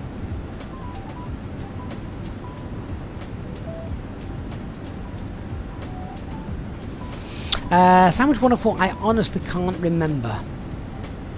It was a while ago. Peter, you've got ground radar with Mode S. Ah, excellent.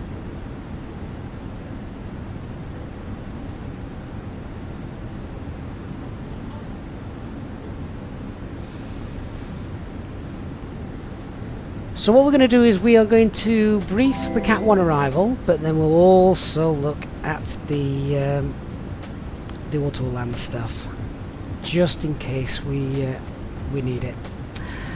Eduardo, thank you so much for your €10 donation. Eduardo, that's very generous of you. Thank you so much. Great to see you on board as well today, Eduardo. I hope you're enjoying the stream. Hope you've had a good weekend as well. I really do appreciate that, Eduardo. It's very kind of you. And yeah, thank you so much for your support to the channel.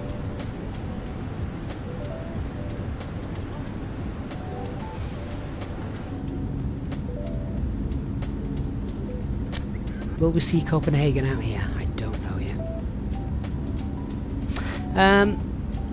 Jamie, you've got FSI panel, the standard edition. Do you have to pay another £50 for the advance, or can you pay 20? I don't know, Jamie, offhand. You may have to check the website or contact the developer for that.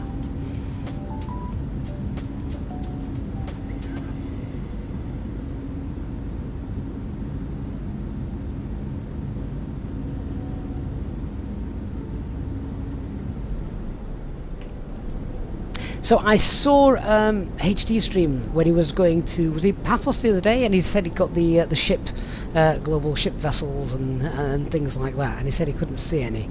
I seem to be suffering from the same problem, although I have seen them in the past. So maybe it's just because we're too high up and I've not got the level of detail set high enough. I'd rather see them lower down and have smooth flights, to be honest.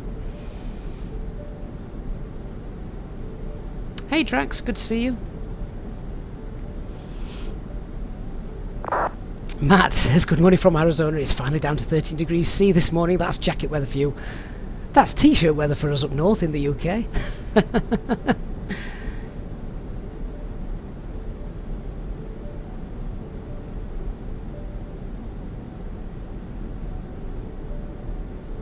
Peter, what's my call sign? Alpine 34 Alpha Mike. Is it at the top of the screen? I've either forgot to put it there, or I'm about to make Peter feel very silly.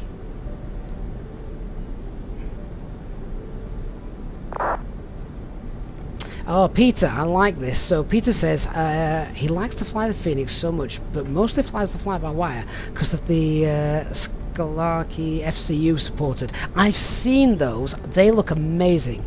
And I think if the Phoenix ended up working with something like that, I may have to invest.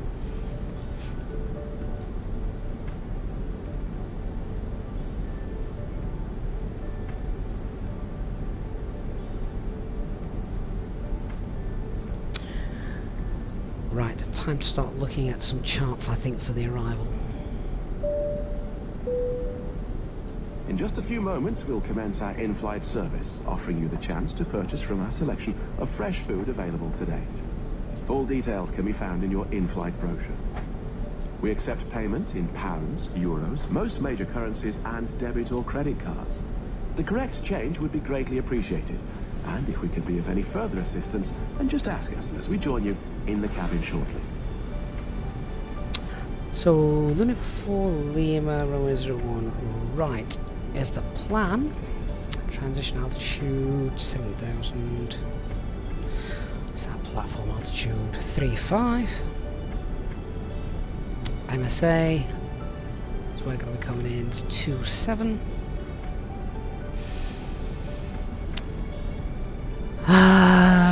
Right, what are the minimums here? Oh god, right, so the Cat 1 minimums are going to be 870. And we can go all the way down to Cat 3B, which is no decision height. That's if LVPs are going to be in place. ILS identifier is, I like that, Oscar November Echo, or 1. Airfield elevation, 670. And missed approach is climb out 2.5 miles ILSDME, right turn 4,000 feet. Then after landing, I would imagine it's not the longest runway. I expected this to be longer actually. Bravo 6 and Bravo 7.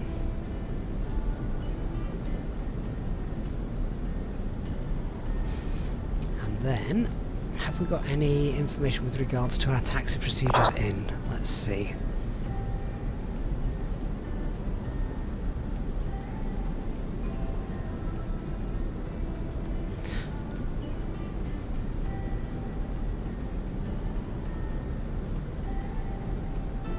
Okay, so Alpha, what did I say, Bravo 6, Bravo 7, so exit speed must be adjusted to allow for gradually increasing curvature.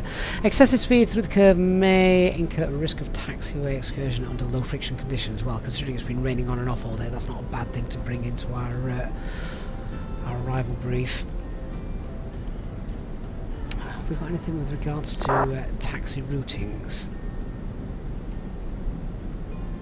We're going to be 01 right, the runway exit is going to be 6, 7, 8, 9. That's fine. There's nothing there as well. So we would look to taxi then. If we're Bravo 6 we can go straight across, and if we're Bravo 7 we'll take Tango, then Juliet, and that will bring us into, yeah, the civilian terminal just here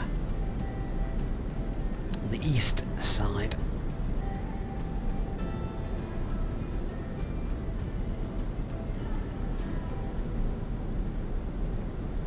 Peter, you've just found us on Simware. Looks like we're not going to pass Copenhagen close enough to get a good look, especially with the cloud cover in the minute. Oh, that's a shame. Yeah, Bravo 6 would be ideal. It's a much shorter taxi. Bravo 7, we just need to backtrack a little bit. So, that's fair enough. And then we'll just take one of the stands, just there. The wind is now the sun's just starting to drop low. You can see a slight change in the cloud cover.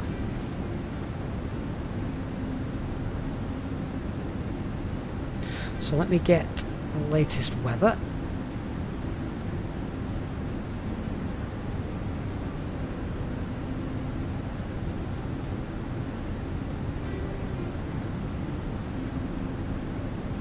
Again, I've forgotten the code. What is it? Echo November Golf Mike.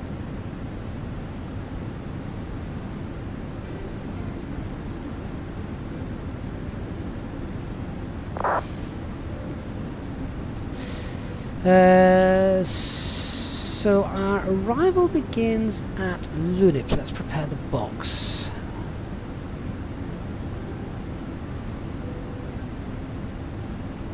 So Lunip 250, 250. We need to be flight level 110. Right, so when we start the descent, we'll go down to flight level 110. And that is 414. There we go, speed 220, that's fine.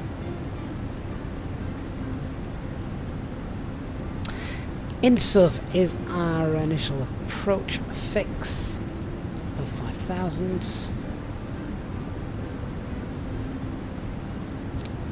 Then in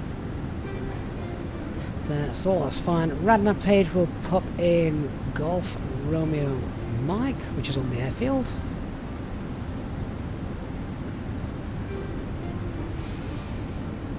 Golf, sorry, Echo November Golf Mike 01 right.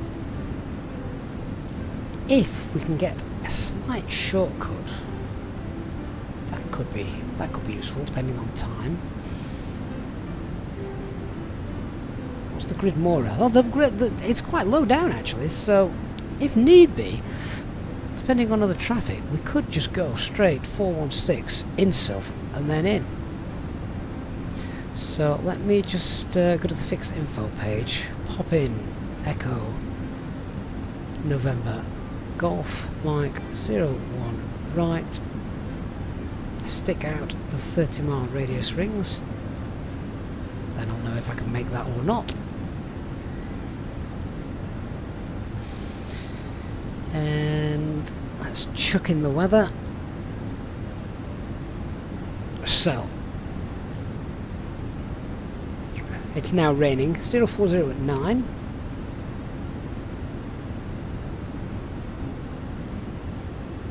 Temperature is 6, QNH 1006. Minimums are 870. This is for a manual landing, of course. So clean speeds 229, VAP 138, VLS 133.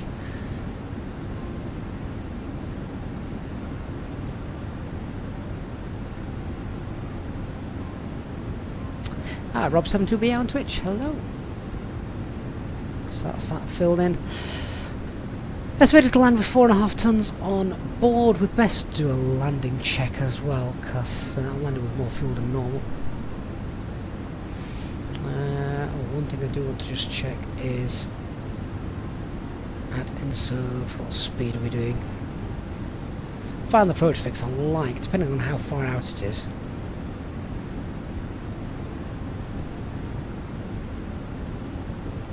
Do like to be around 180, so no slat. 180 knots would be a good move. Let's just go ahead and change that.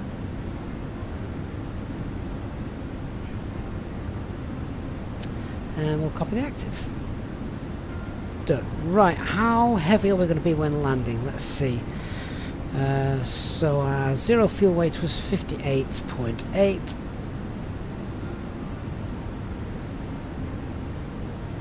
And our estimated fuel on board when we land is 4.5 tons.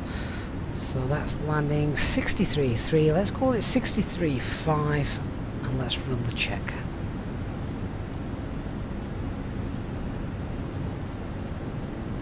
Sam, do I put engine anti-ice on just before descent? It depends if there's clouds there. So today we're going to be going through clouds, I'm guessing, so I think we will have that on. We're on 01 right. It's light rain, so we'll go braking as good. We'll grab the METAR, apply the METAR, and what's our landing weight? Did I say 63.5 tons? That is auto brake low. That's going to be plenty.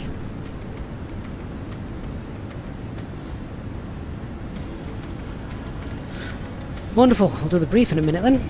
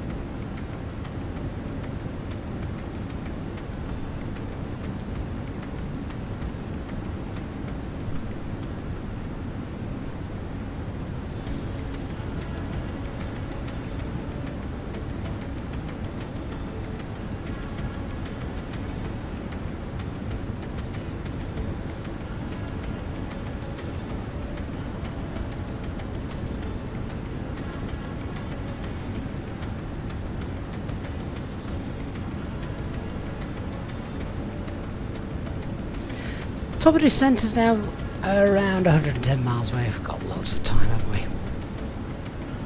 Keith, how do I know it's raining? Because the app there, the METAR says we've got light RA. If there's a little minus there, it means there's light rain. If there's RA there, it just means it's rain. If there's a plus there, it means it's heavy rain.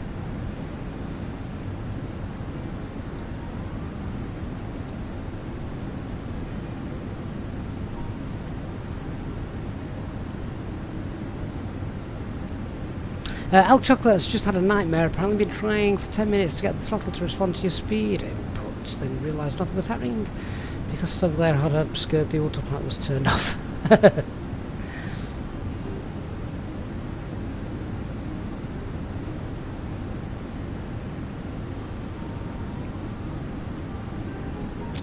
Pop that on before we forget.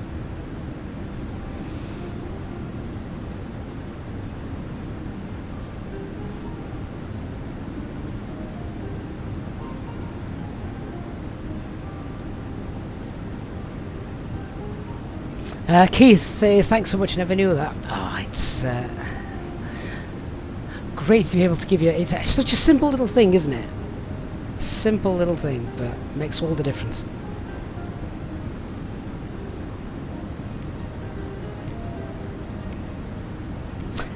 So Ginger, will the managed descent the aircraft follow all the flight levels according to what's input in the do? So it will follow the pre-calculated descent profile. Yes. Yeah.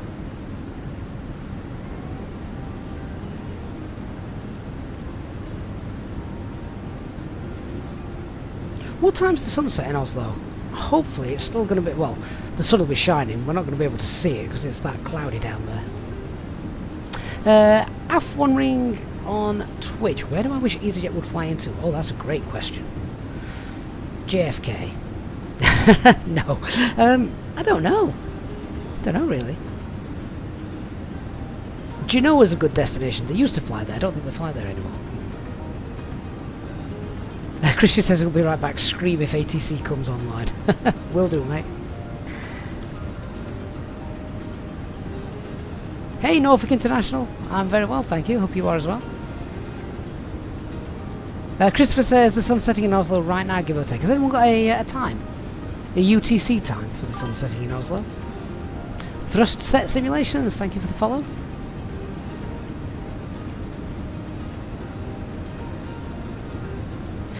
Right then, should we do the arrival brief? Stick with us, guys. So, let's look at the weather. We have got light rain, we've got light winds coming from the right as we come into land.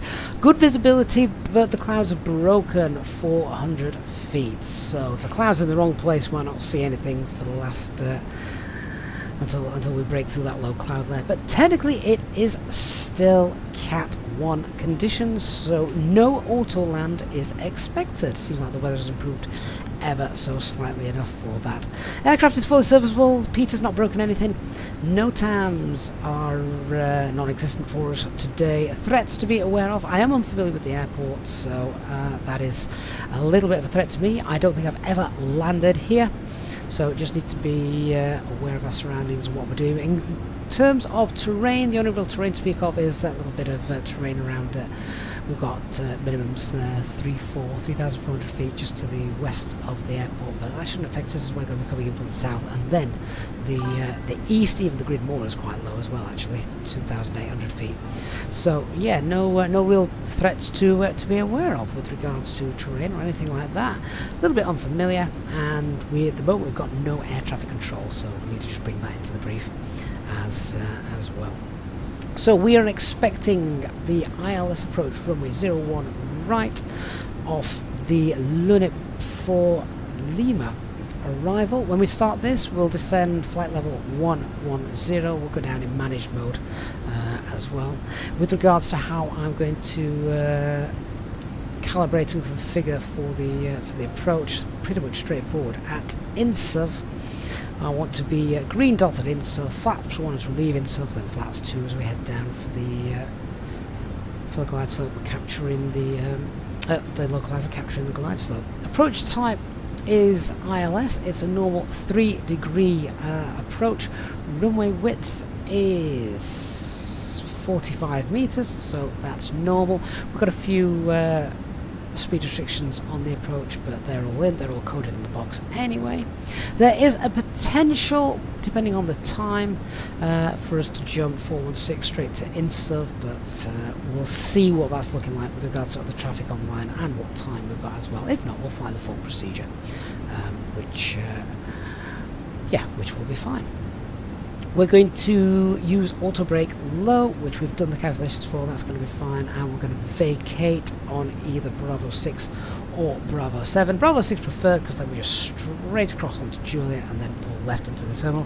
If it's obviously Bravo 7, it's going to be backtrack on Tango and then onto Juliet. No single engine taxi. I don't think there's going to be a long enough time for that. Fuel when we land should be around 4.5 tons, so we're going to have plenty to have another go if that is the case. Only other thing to mention is the go around brief, which is pretty straightforward. 2.5 miles, ILS DME right turn and climb 4,000 feet. So that's it, guys. Job's a good one. We're done. Briefing's done. We'll be heading down around 60 miles.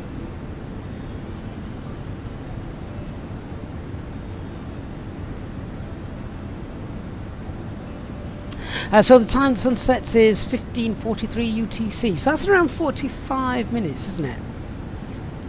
Should be getting dark when we get there then. Tanishet, that's the landing brief for Oslo, all done.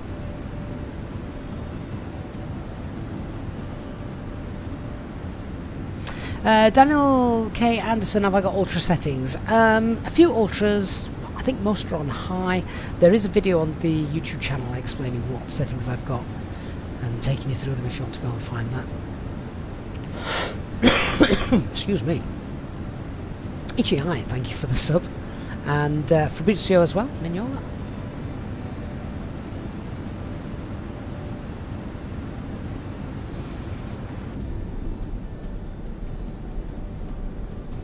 Eastbirds, good to see you, mate. Yeah, absolutely, better late than never. Oh, all this beautiful scenery over Scandinavia, and it's cloudy. Damn. We'll just have to drink instead. In just a few moments, we'll commence our in-flight service, offering you the chance to purchase a selection of hot beverages, together with drinks and snacks from the bar. We accept payment in pounds, euros, most major currencies, and debit or credit cards. The correct change would be greatly appreciated, and if we could be of any further assistance, then just ask us as we join you in the cabin shortly.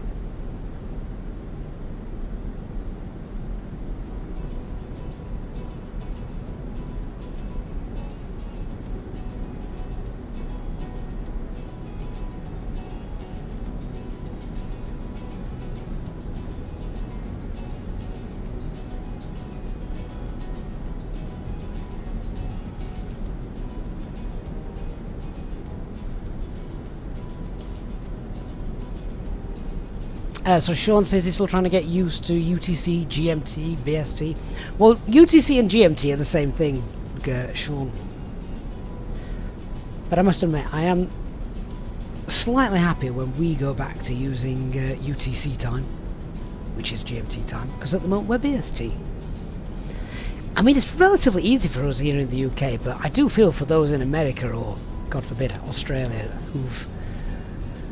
when they look at their timers, they're pretty much flying in the middle of the night for most of their journeys.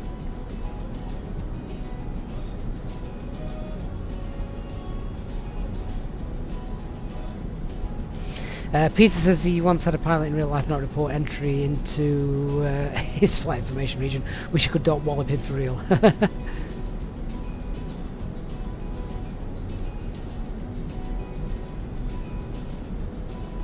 Easy 23 Kilo Hotel says I can't wait to change the clocks back. Everything just lines up nicely then, isn't it? We don't have to think about anything.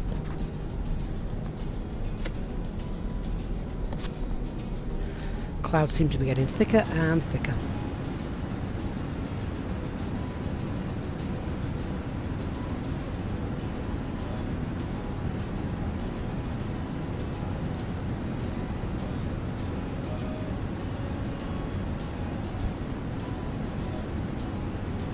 So guys, I hope you've enjoyed our Monday afternoon live stream. Great way to start the week. And if you have, then please do hit that like button. It makes a massive difference to the channel. So big thank you to all of you who have already gone ahead and done that for me.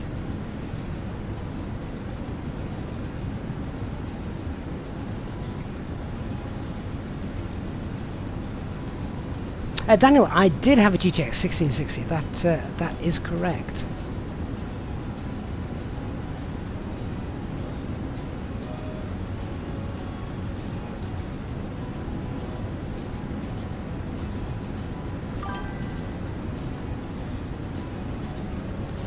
Just going to get an updated weather before we start the descent, see if anything's changed.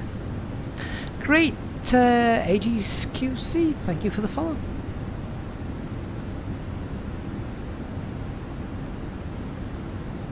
Oh, I didn't start the timer on pushback. Oh, never mind.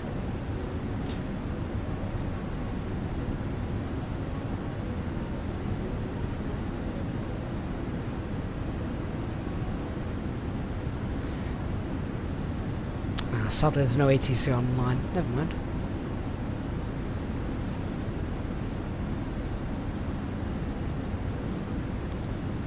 Well, weather's changed ever so slightly. We've got an updated METAR, so let's just fill that out.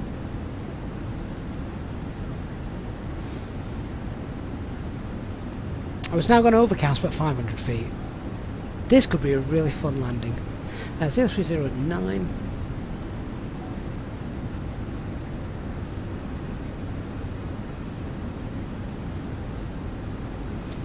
QNH still 1006. Daniel Kenson, if you search on YouTube for Easyjet SimPilot graphic settings, you'll see my graphic settings video for when I had the mid-spec PC, the 1660.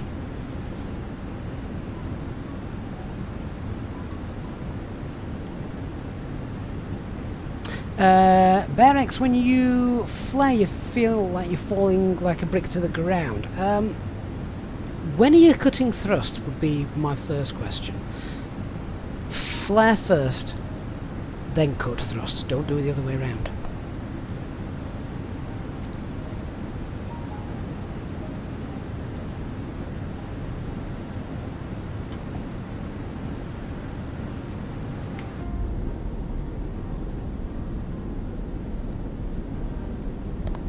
Lots of cumulus clouds down there.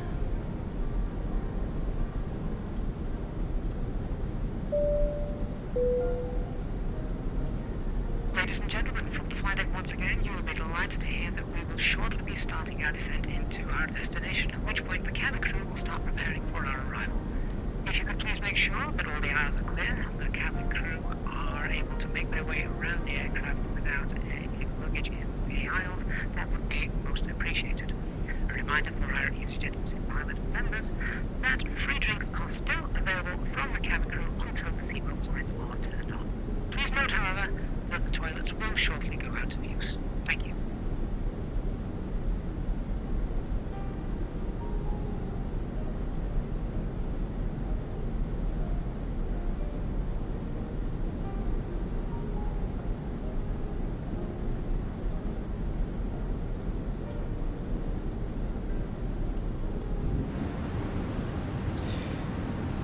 Right, let's go down. As planned, we're going to go flight level 110 to begin with.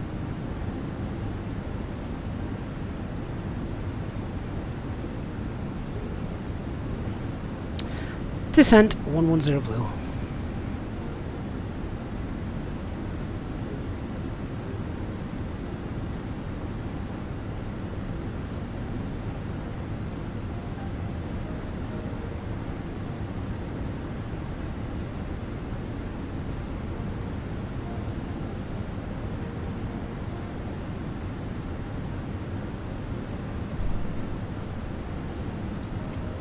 Sean says he notices I'm using the weather from the box. Yes, you take it.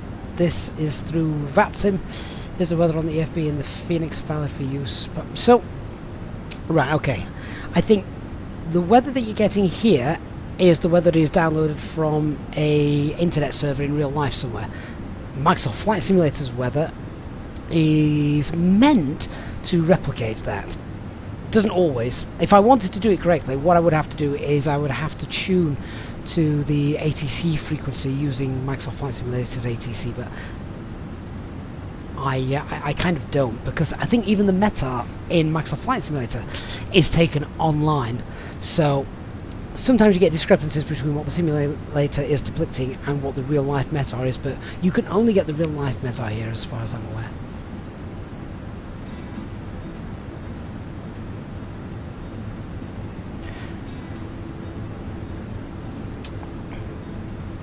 I am going to just go put some lights on, not too many, we don't want to offend HD, but it's going to get very dark very quickly under here.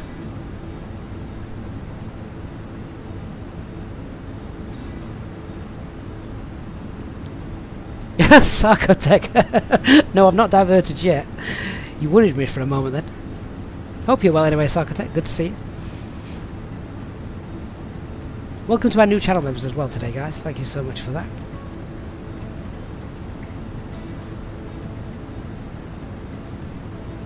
The cloud colours are now changing to that.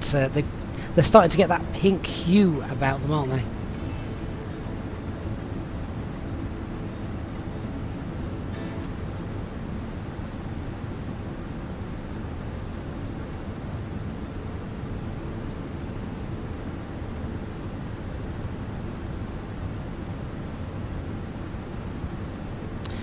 Which chart do I need for the arrival? That's chart number 10-2 Hotel.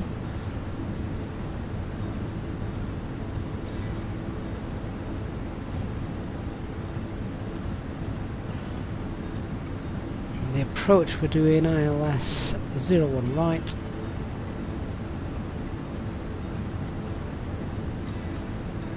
And bin the airport charts as well.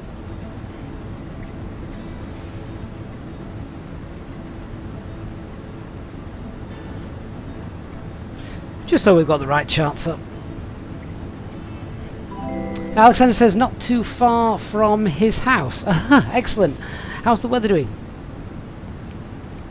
Oh, Delphinate, thank you so much for your €5 super chat. And Delphinate saying thank you for a relaxing stream. You've needed it today. Delphinate, hopefully it'll be a relaxing landing as well if the weather plays nice. Really kind of you, Delphinate. I do appreciate that so much. So thank you for that.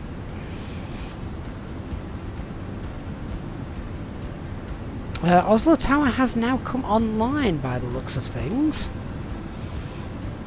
Have we got an ATIS? 1183, we best get that ready.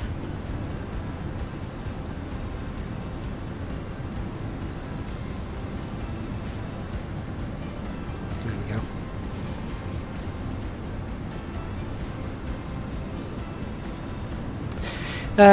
Right, Oslo information. ILS or RMP approach 01 right. Departure runway 01 U to the left. Runway condition wet. Wind 0309. Visibility 9 kilometers. Light rain. Clouds overcast 500. Temperature 6. 2.5 QNH 1006. Temporary clouds broken 400 feet. Information Romeo.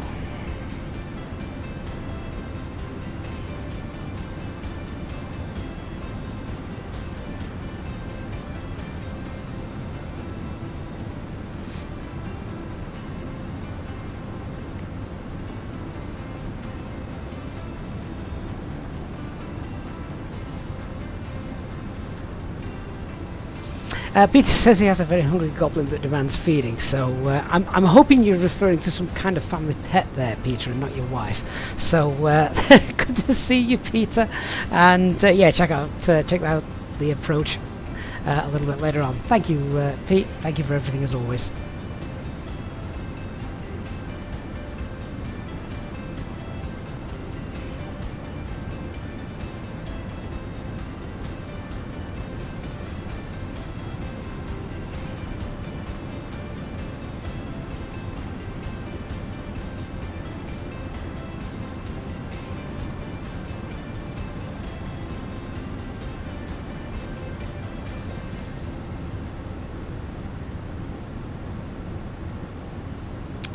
So I can't see any other traffic in front of us, so we might be able now to do the shortcut kind of thing. I'm just going to have a quick look on the VAT map, just to see.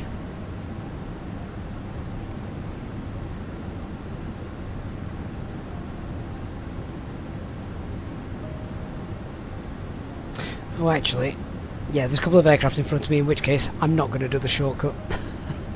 I would really annoy them if I did. In fact, I think you're one, aren't you, Christian? Alexandria says, rain and more rain all week long, no in real life flying for him. Oh, that's unfortunate. That's what happens with the winter, I guess.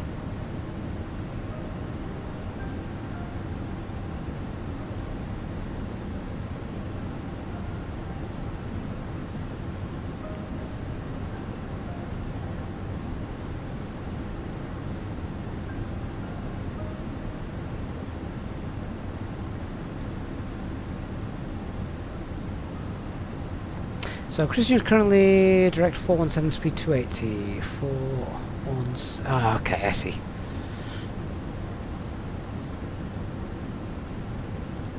This really could be a nice approach. Graphics and scenery wise, with the sun getting low in the sky, I think there's just going to be too many clouds down below. Does it look overcast? A quick check. Yeah, it does. It does look quite thick down there, doesn't it?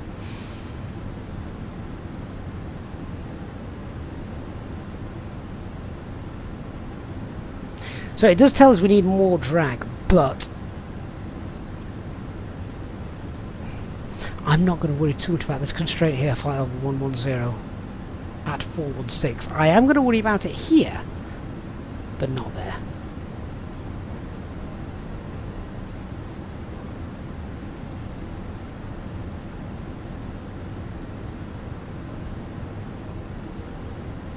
So we've got plenty of altitude to play with.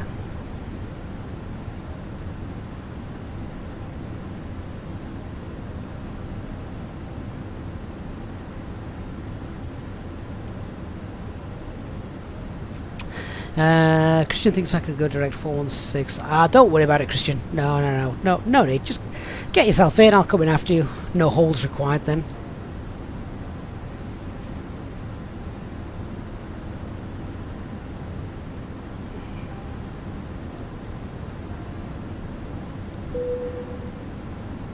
Okay, get the passengers strapped in.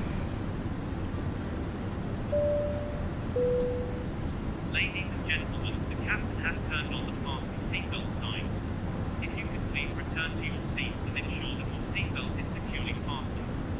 If you are travelling with an infant, please ensure that they are secured safely using the infant seatbelt provided. The toilets will now go out of use until the fasten seatbelt sign is turned on. Please contact a member of the cabin crew if you require assistance. Thank you.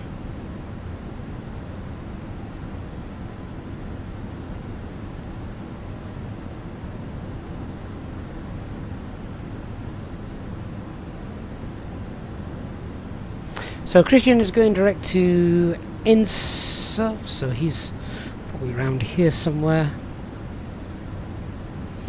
Elk Chocolate is holding, did I see a moment ago? You're holding at 416.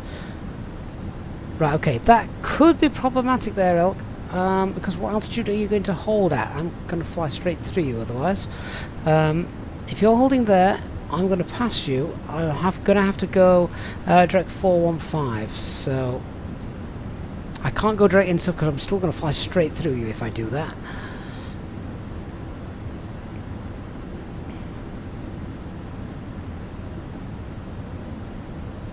Right, you're going to hold at flight level 140. That's fine, because then I will pass beneath you.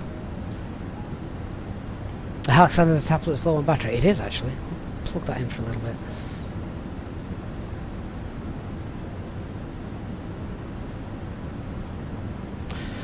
Here come the clouds.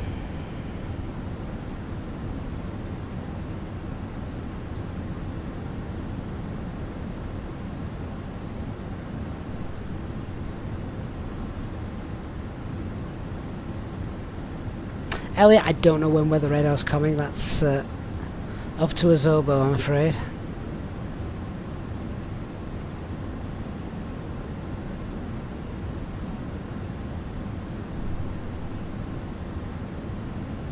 I've always liked default weather. I've always thought, you know, when when it's turned on and the servers are working, I've always thought it looks very good.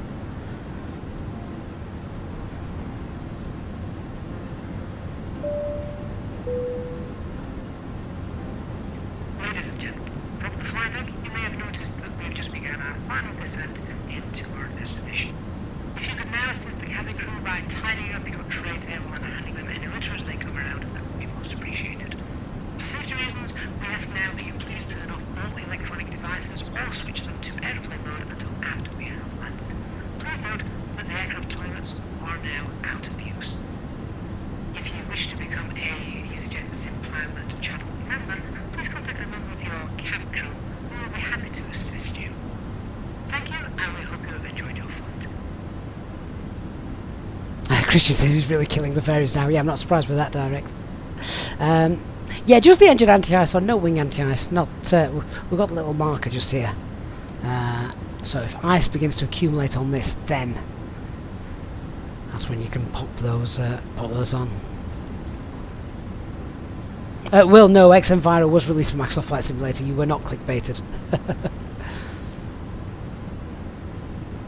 Speed Alt Star.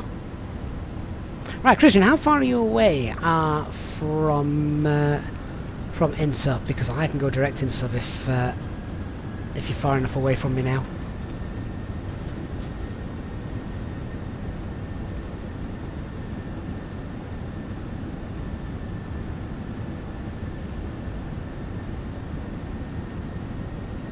And then we'll get ourselves nice and safely down to 5,000 feet. Oh, you're overflying it now. Right, let's go direct.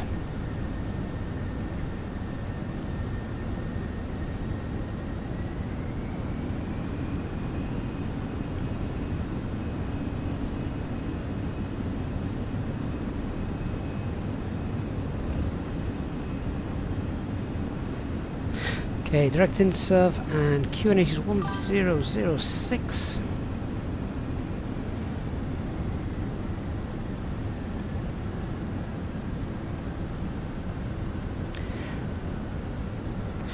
Reduce our speed as well now to 220.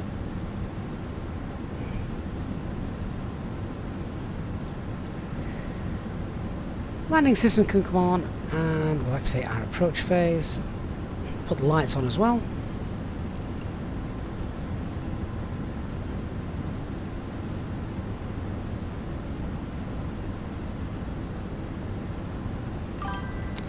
Here comes the clouds, everybody.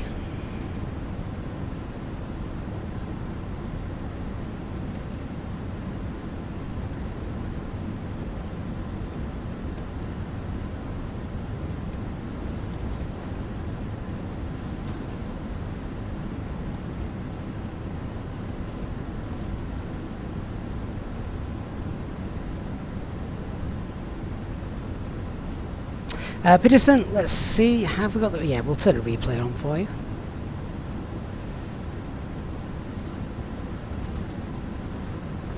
Oscar November Echo is identified.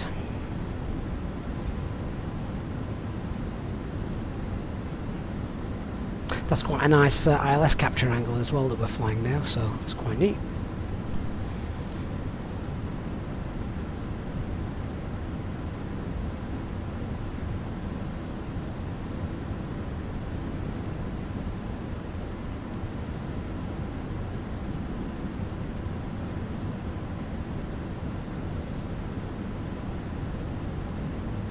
JJ King, hello from Oslo and Norway. Let's hope the sim gives a good representation of how it is in real life. Eastbirds, are you gambling again? You're worse than Nick.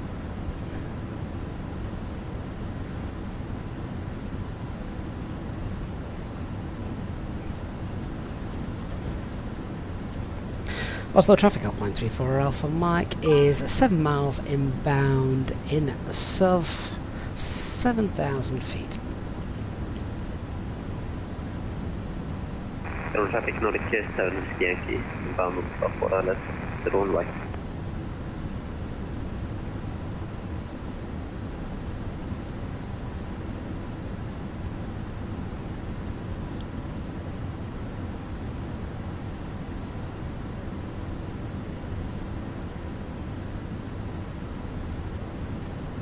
So I think we can actually just slow down that rate of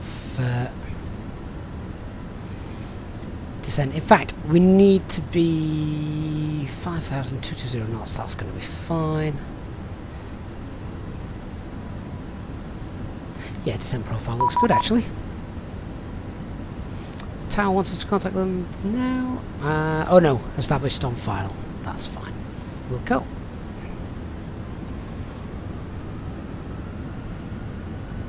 We've got those on. Yeah, we've got that on the standby frequency, so that's fine.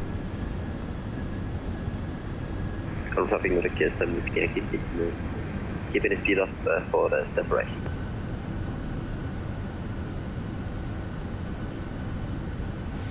And Alpine 34 Alpha Mike is now over in SUV, continuing approach ILS runway 01 right, 6,000 feet. Yeah, we're just gonna keep the speed up for you. It's coming. Yeah, I know.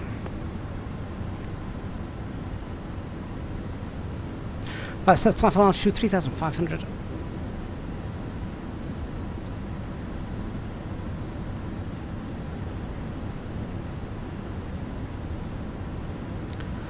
Thrust idle, open descent. I could change that.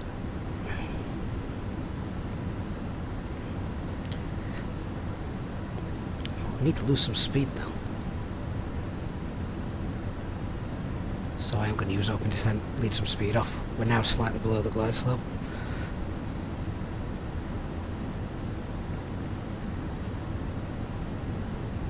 Flaps 1, speed's checked. Flaps 1.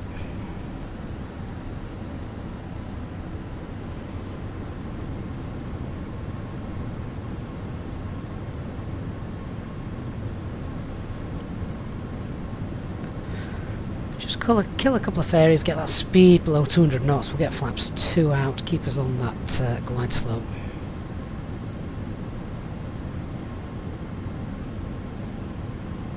Speed, glide slope, lock, start. That's fine.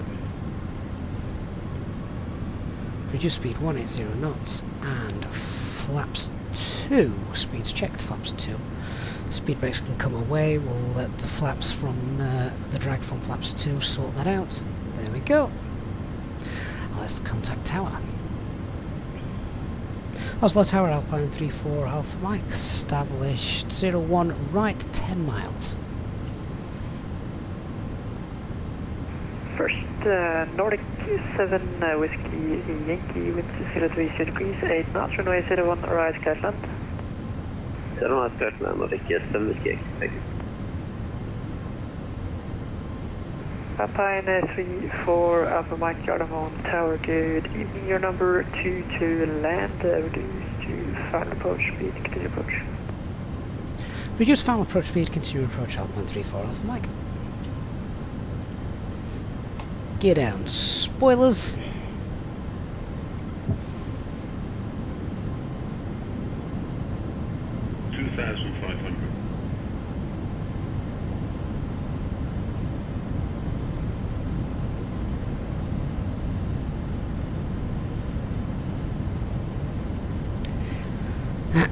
Flaps 3.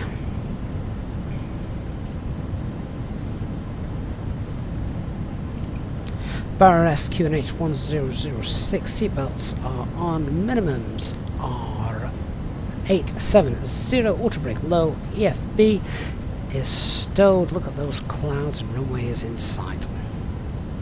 Alpine 34 Alpha Mike, any chance you can reduce speed further? Reducing to final approach speed now, 138 knots. Alpine 34 Alpha Mike, pushing.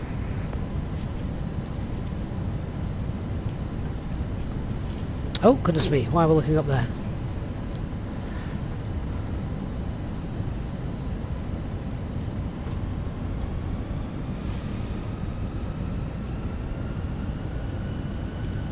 Why are they turned off?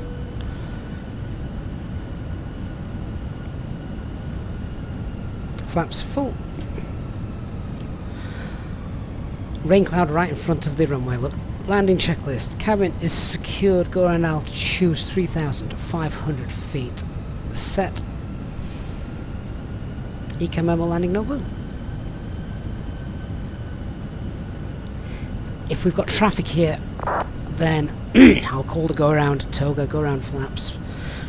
We'll rotate, check the FMAs. Once we've got positive rate, we'll get the landing gear up.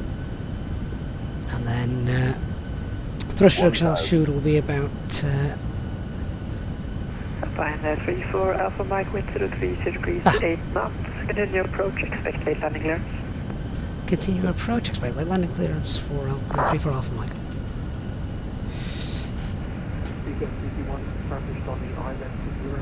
How late is this going to be? Speedbird 221, we got him on 1000.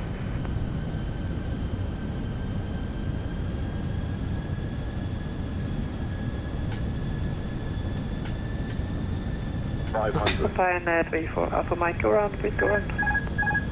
Go around, Alpine 34 Alpha Mike. Okay. Go around, toga.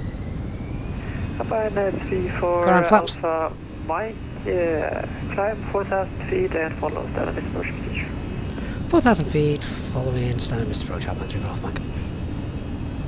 Paul Hefmays, man, toga, SRS, nav. Gear up. Nordic 7 Whiskey Yankee Taxi Juliet. Just climb. Open climb. Taxi Juliet stand for it, Nordic 7 Whiskey. Autopilot 1 engaged.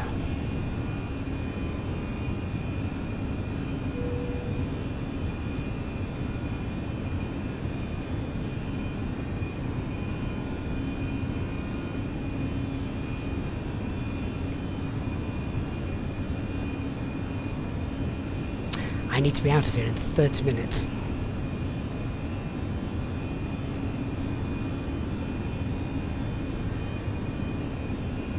Okay, flaps 1. 1 wind 03 degrees, 8 knots, runway 01 right Scotland.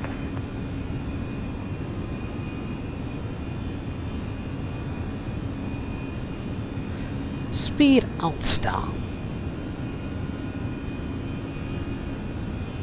Speedbird 221, wind 03 degrees, 8 knots, runway 01 right Scotland. Alt. Clear the master caution, it's not important. Alpine 34 Alpha Mike 2 Unicorn frequency 1 to 2 decimal. Call me on this frequency when you're re-established. Roger, we'll call again when re-established. Alpine 34 Alpha Mike. Flap 0 and spoilers disarmed. Right, we need to vector ourselves back in for the approach. So let's activate the approach phase. That's done. What we've got left in the flight plan.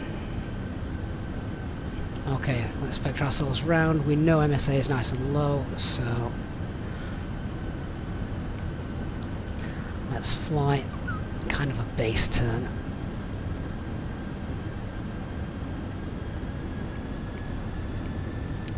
Sorry, an upwind. Just on the upwind, and then we'll try for the downwind. We'll come back again.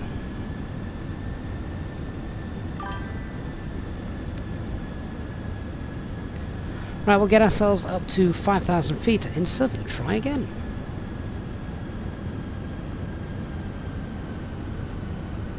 First climb, open climb, 5,000 blue.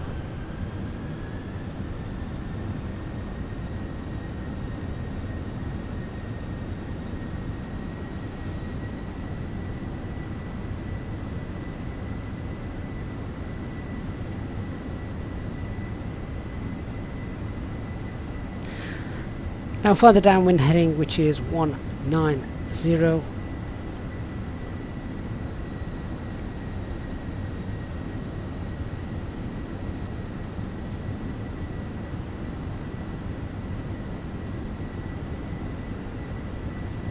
Well, that was exciting, wasn't it? Let's hope the same thing doesn't happen again.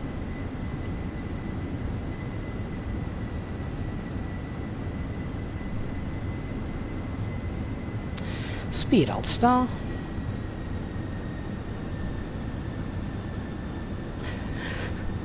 That's the reason we briefed the go-around, so we knew we got plenty of fuel. I had a feeling it was going to happen, so I'd already got those actions kind of in my mind, the go-around, toga, go-around flaps, etc., all of that. Flying a go-around at Phoenix, also very nice because the go-around track is included in the navigation database, so that always helps, of course. We shall try again.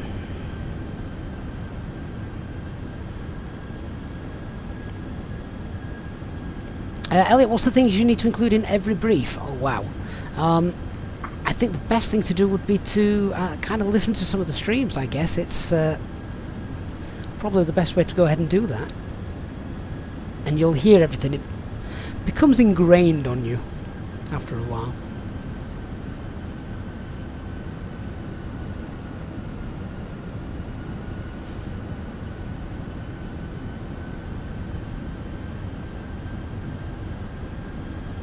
Right, so we're now back direct to Lufthansa back with you on ILS 01 right. Lufthansa 95 Hotel Gardermoen Tower, hello again, wind 030 degrees, 8 knots, clear to land, runway 01 right.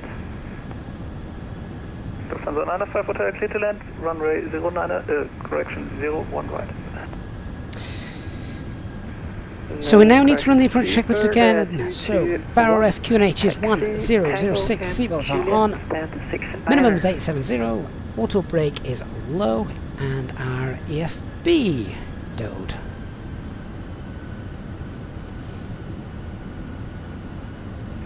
Speedbird 221, taxi Tango, Juliet, stand 6 minor.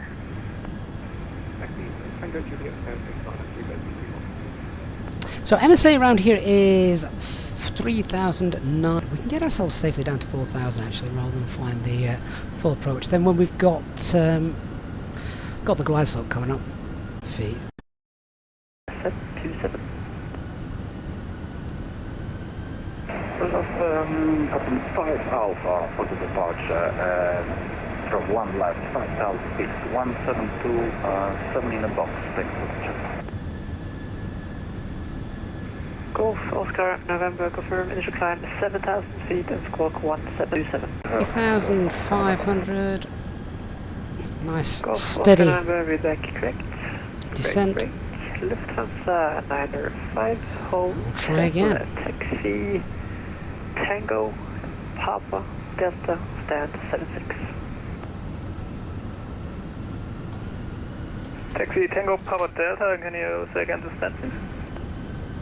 Stand 76. Stand 76 for Lufthansa 95 Hotel.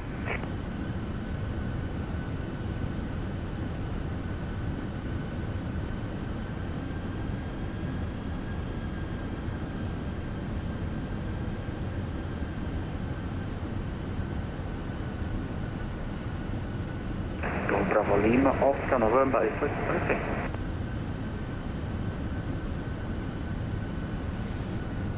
Lima Oscar November, confirm ready to taxi. Affirmative. Golf Oscar November, local QNH 1005, taxi Charlie, holding point Charlie 1. Do Charlie 1, QNH 1005, so confirm.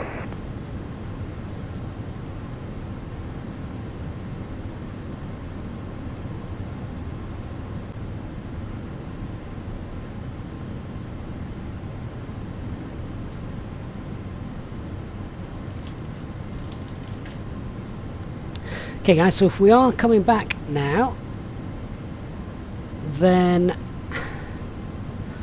we've got our landing clearance and we're just slowing down. We're at 6 mile final, so gear down, spoilers.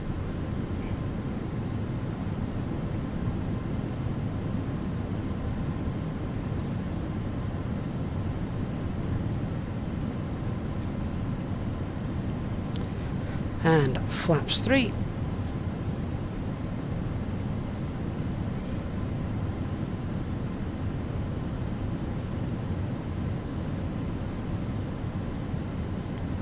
The weather's not as good this time round.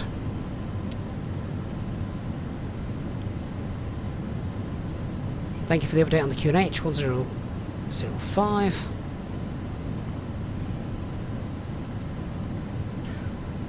trying to fly the go-around, sort out a streaming issue, and vector myself in. High workload management.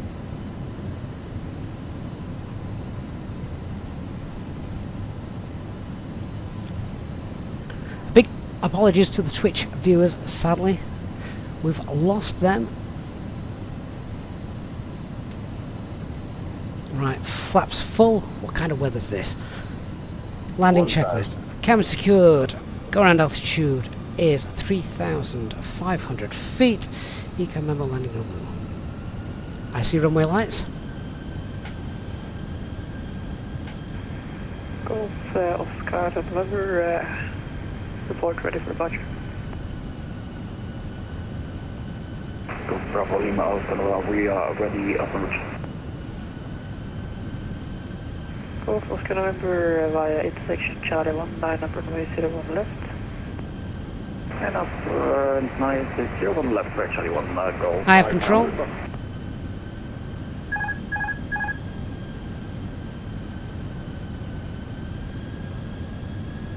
Hundred above.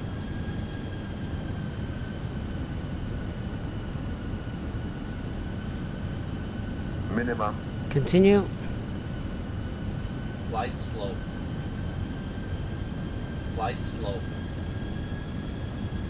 Light slope. Oscar November wind 03 degrees, 8 knots, runway 01 left, clear for date. 30.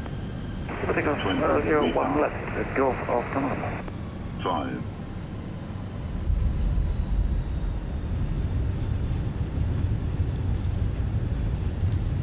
And we've got spoilers, reverse green,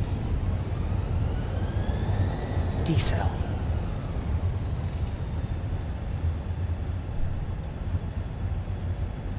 Center knots, reverses off, disconnect the auto brakes, and let's vacate. Well, that was interesting.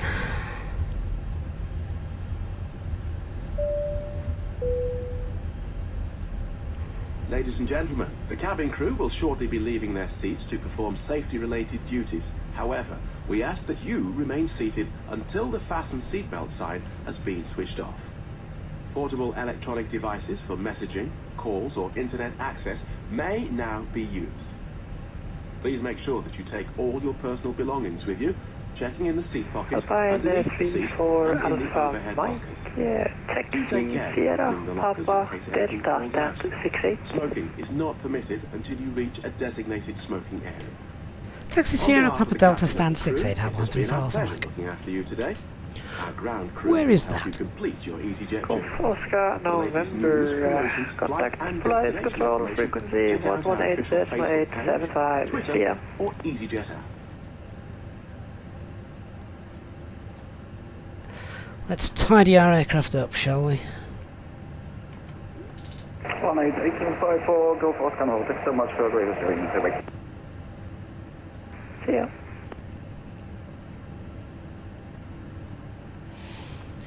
So we're going Sierra Papa Delta, so that's over to the right in a second, just down there. Oh, well that was an interesting end to the stream. Really sad we lost the Twitch viewers, which was frustrating, but never mind. Peter, thank you so much. Donation bot. Peter. Love it. Thank you, my friend. And to Virgin Tim, thank you as well for your kind donations. It was interesting moments on landing, wasn't it?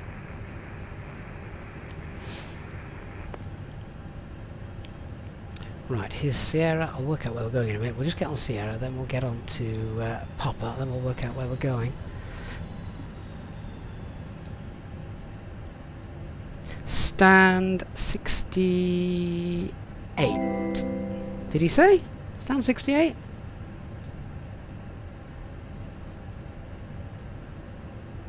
I can't find stand 68. I can find stand 65 and 69. Oh, stand 68 is right at the other side. Oh, it's right at the other side. I see. Do you know, the first time we were coming into land as well, the weather was far better than this, wasn't it? It was much better than this. Otto, thank you so much for a very generous donation for the go around. Thank you, Otto. I appreciate that.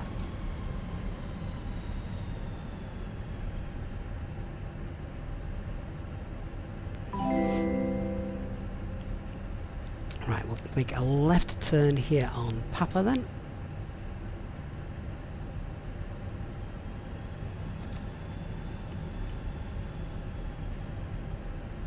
Good evening, Oslo Tower, Queen Star 120, stand 7794 to Bergen. The weather really has closed in, hasn't it? 120 Gardermoen Tower, good evening. Cleared to Bergen, Atlant 5 Alpha departure, runway 01 left, climb initially 7,000 feet, squawk 1370.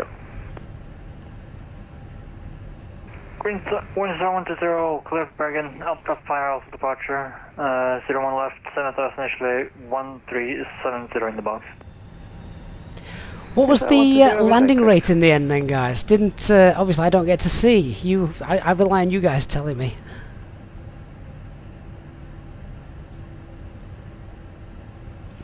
Eastford says, he feels sorry for Christian the whole flight, then figuring out the scenery isn't loaded. Oh no.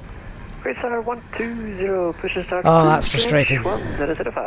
Thankfully, we've got the beautiful scenery loaded in here. This is freeware as well, if memory serves me right.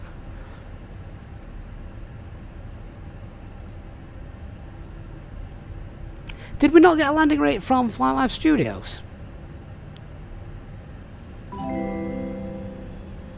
Let me see what self-loading cargo had it down as then. I don't know how reliable that is. So self-loading cargo 165. Yeah, we'll definitely take that. 165 is fine. I've got the replay. It might show up on the replay. God, this scenery is amazing. I'm sure this is freeware scenery. Julia, Charlie, Mike, thank you so much for your $10 donation, Julia, Charlie, Mike. Thank you so much for that. Very, very kind of you. I do appreciate that. I think the most frustrating part about all of that was when the stream dropped out just as I was trying to vector myself back in to land. I mean, nobody wants to have to do that, do they? Should we check out the replay afterwards? Stick around, we'll check out the replay because I think I owe that to you. Gardermoen Tower, good afternoon. Green Star 20 November, information Sierra requesting a park leader for destination. So left out onto Delta. Green Star 20 November, Gardermoen Tower, god kväll. Sierra correct, you are cleared to Trondheim, Værnes via the RIB 1 Alpha departure, climb initially 7,000 feet, squawk 4113. Oh, seems 68 was missing. Never mind. Via River 1 Alpha departure, initial climb to 7,000 feet, land squawk 4113, Green Star 20 November. Green Star 20 November, read back correct. Oh well, never mind.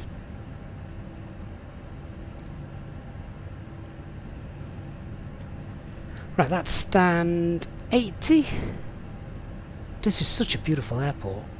I think I'm right in saying this. I've got that many sceneries, I cannot remember what's payware, what's freeware. I'm almost certain this is freeware, and look at it. This is insane.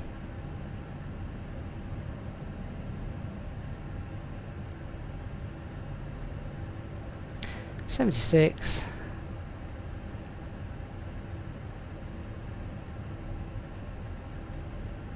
$72, and the next stand should be ours.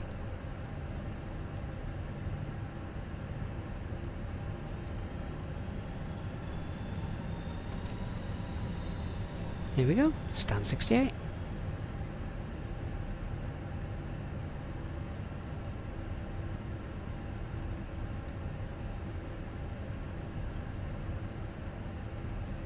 Green Star 20 November, request push and start.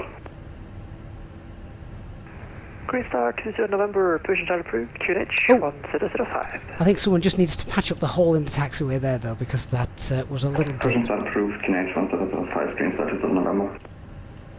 That jetway looks very close to to the aircraft, doesn't it?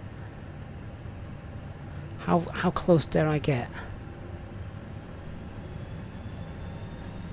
Manning Whammer, that's correct, yes, 3060.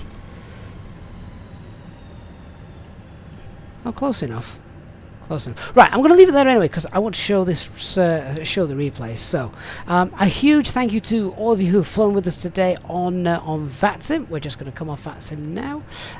So that's gone. We'll close self-loading cargo as well. Otherwise, the passengers tend to scream when I do the replay. Let's go and check this out, shall we? So let me just stop that. Close Sim Smart. Don't need that. Right. Now, this is actually a really long replay because I set it up before the go-around. So I'm just going to have to hope nothing crashes here as I literally fly us down, back out again. You'll get to see what happened when the sim crashed though. So, not the sim, the stream crashed, didn't it? So we're going down, down, down, down, down.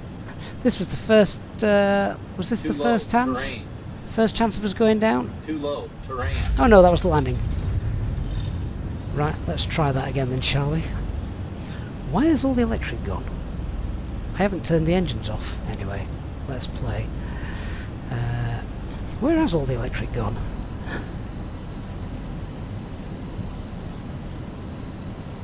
That's a bit weird, isn't it?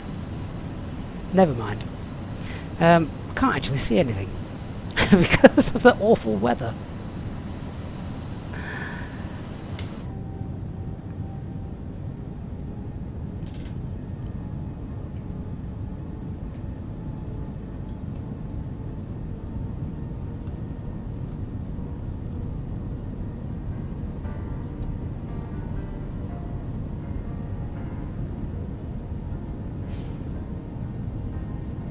Was it this? It wasn't this dark when we landed, has it? The weather's got worse since we landed.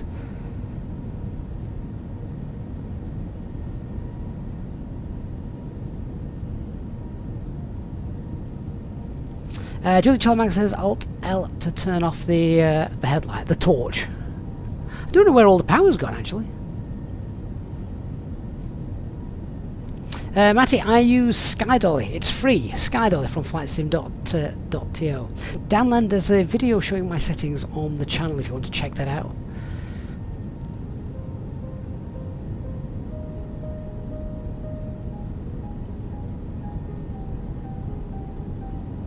I'm wondering if I should just bring the sun up a little bit so it's perhaps a little bit brighter because that really is dark.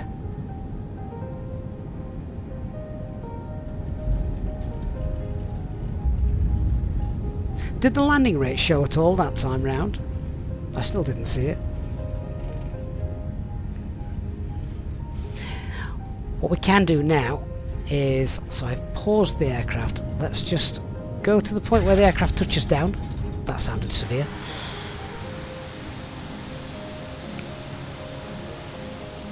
And let's check it in from the outside, shall we? I'm going to bring the sun up because it's very dark.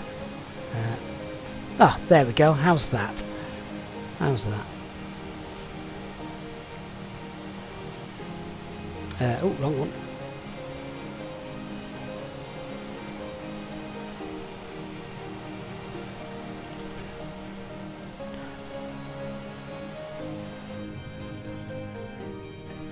There we go. We should get a better idea of how the flight looked now.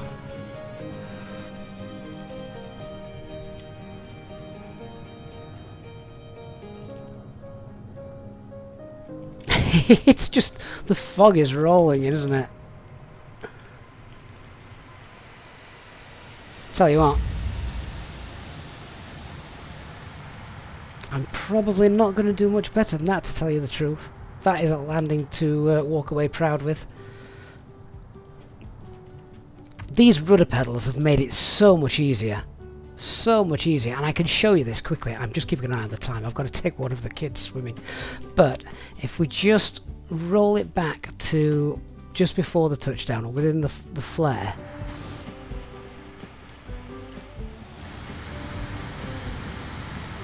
then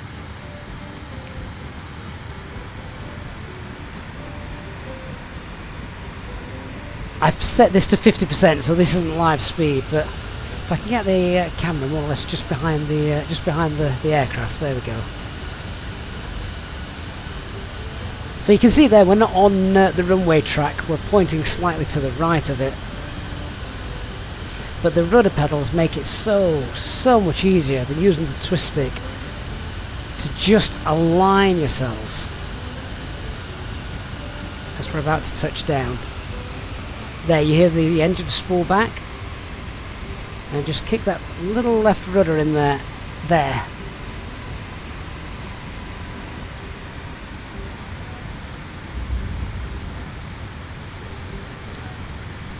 Honestly, game changer having the rudder pedals for when you've got a little bit of wind.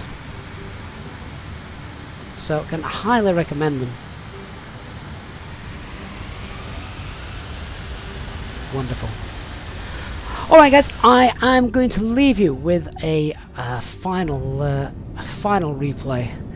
Thank you so much for everyone who has flown with us today, both all on VATSIM, and of course if you've flown offline on VATSIM as well. Thank you so much for joining me. For those of you who've donated and contributed to the channel's upkeep as well during our stream today, really do appreciate that. So thank you so much as well to our Easyjet Sim Pilot channel members. As always, thank you for your continued support, and I'm going to leave you with this final replay, which not actually sure how much you're going to see thanks to the appalling weather. Thanks so much guys, I'll see you all in the next one. Bye bye.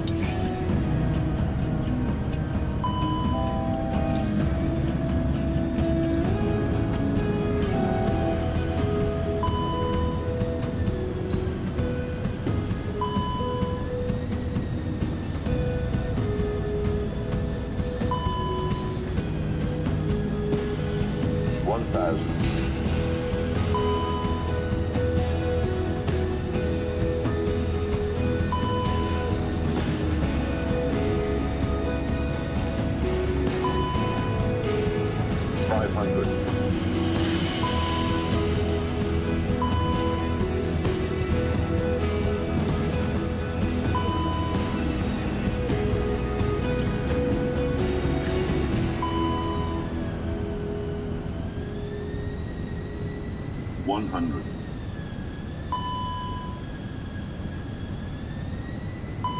50, 40, 30, 10, 5,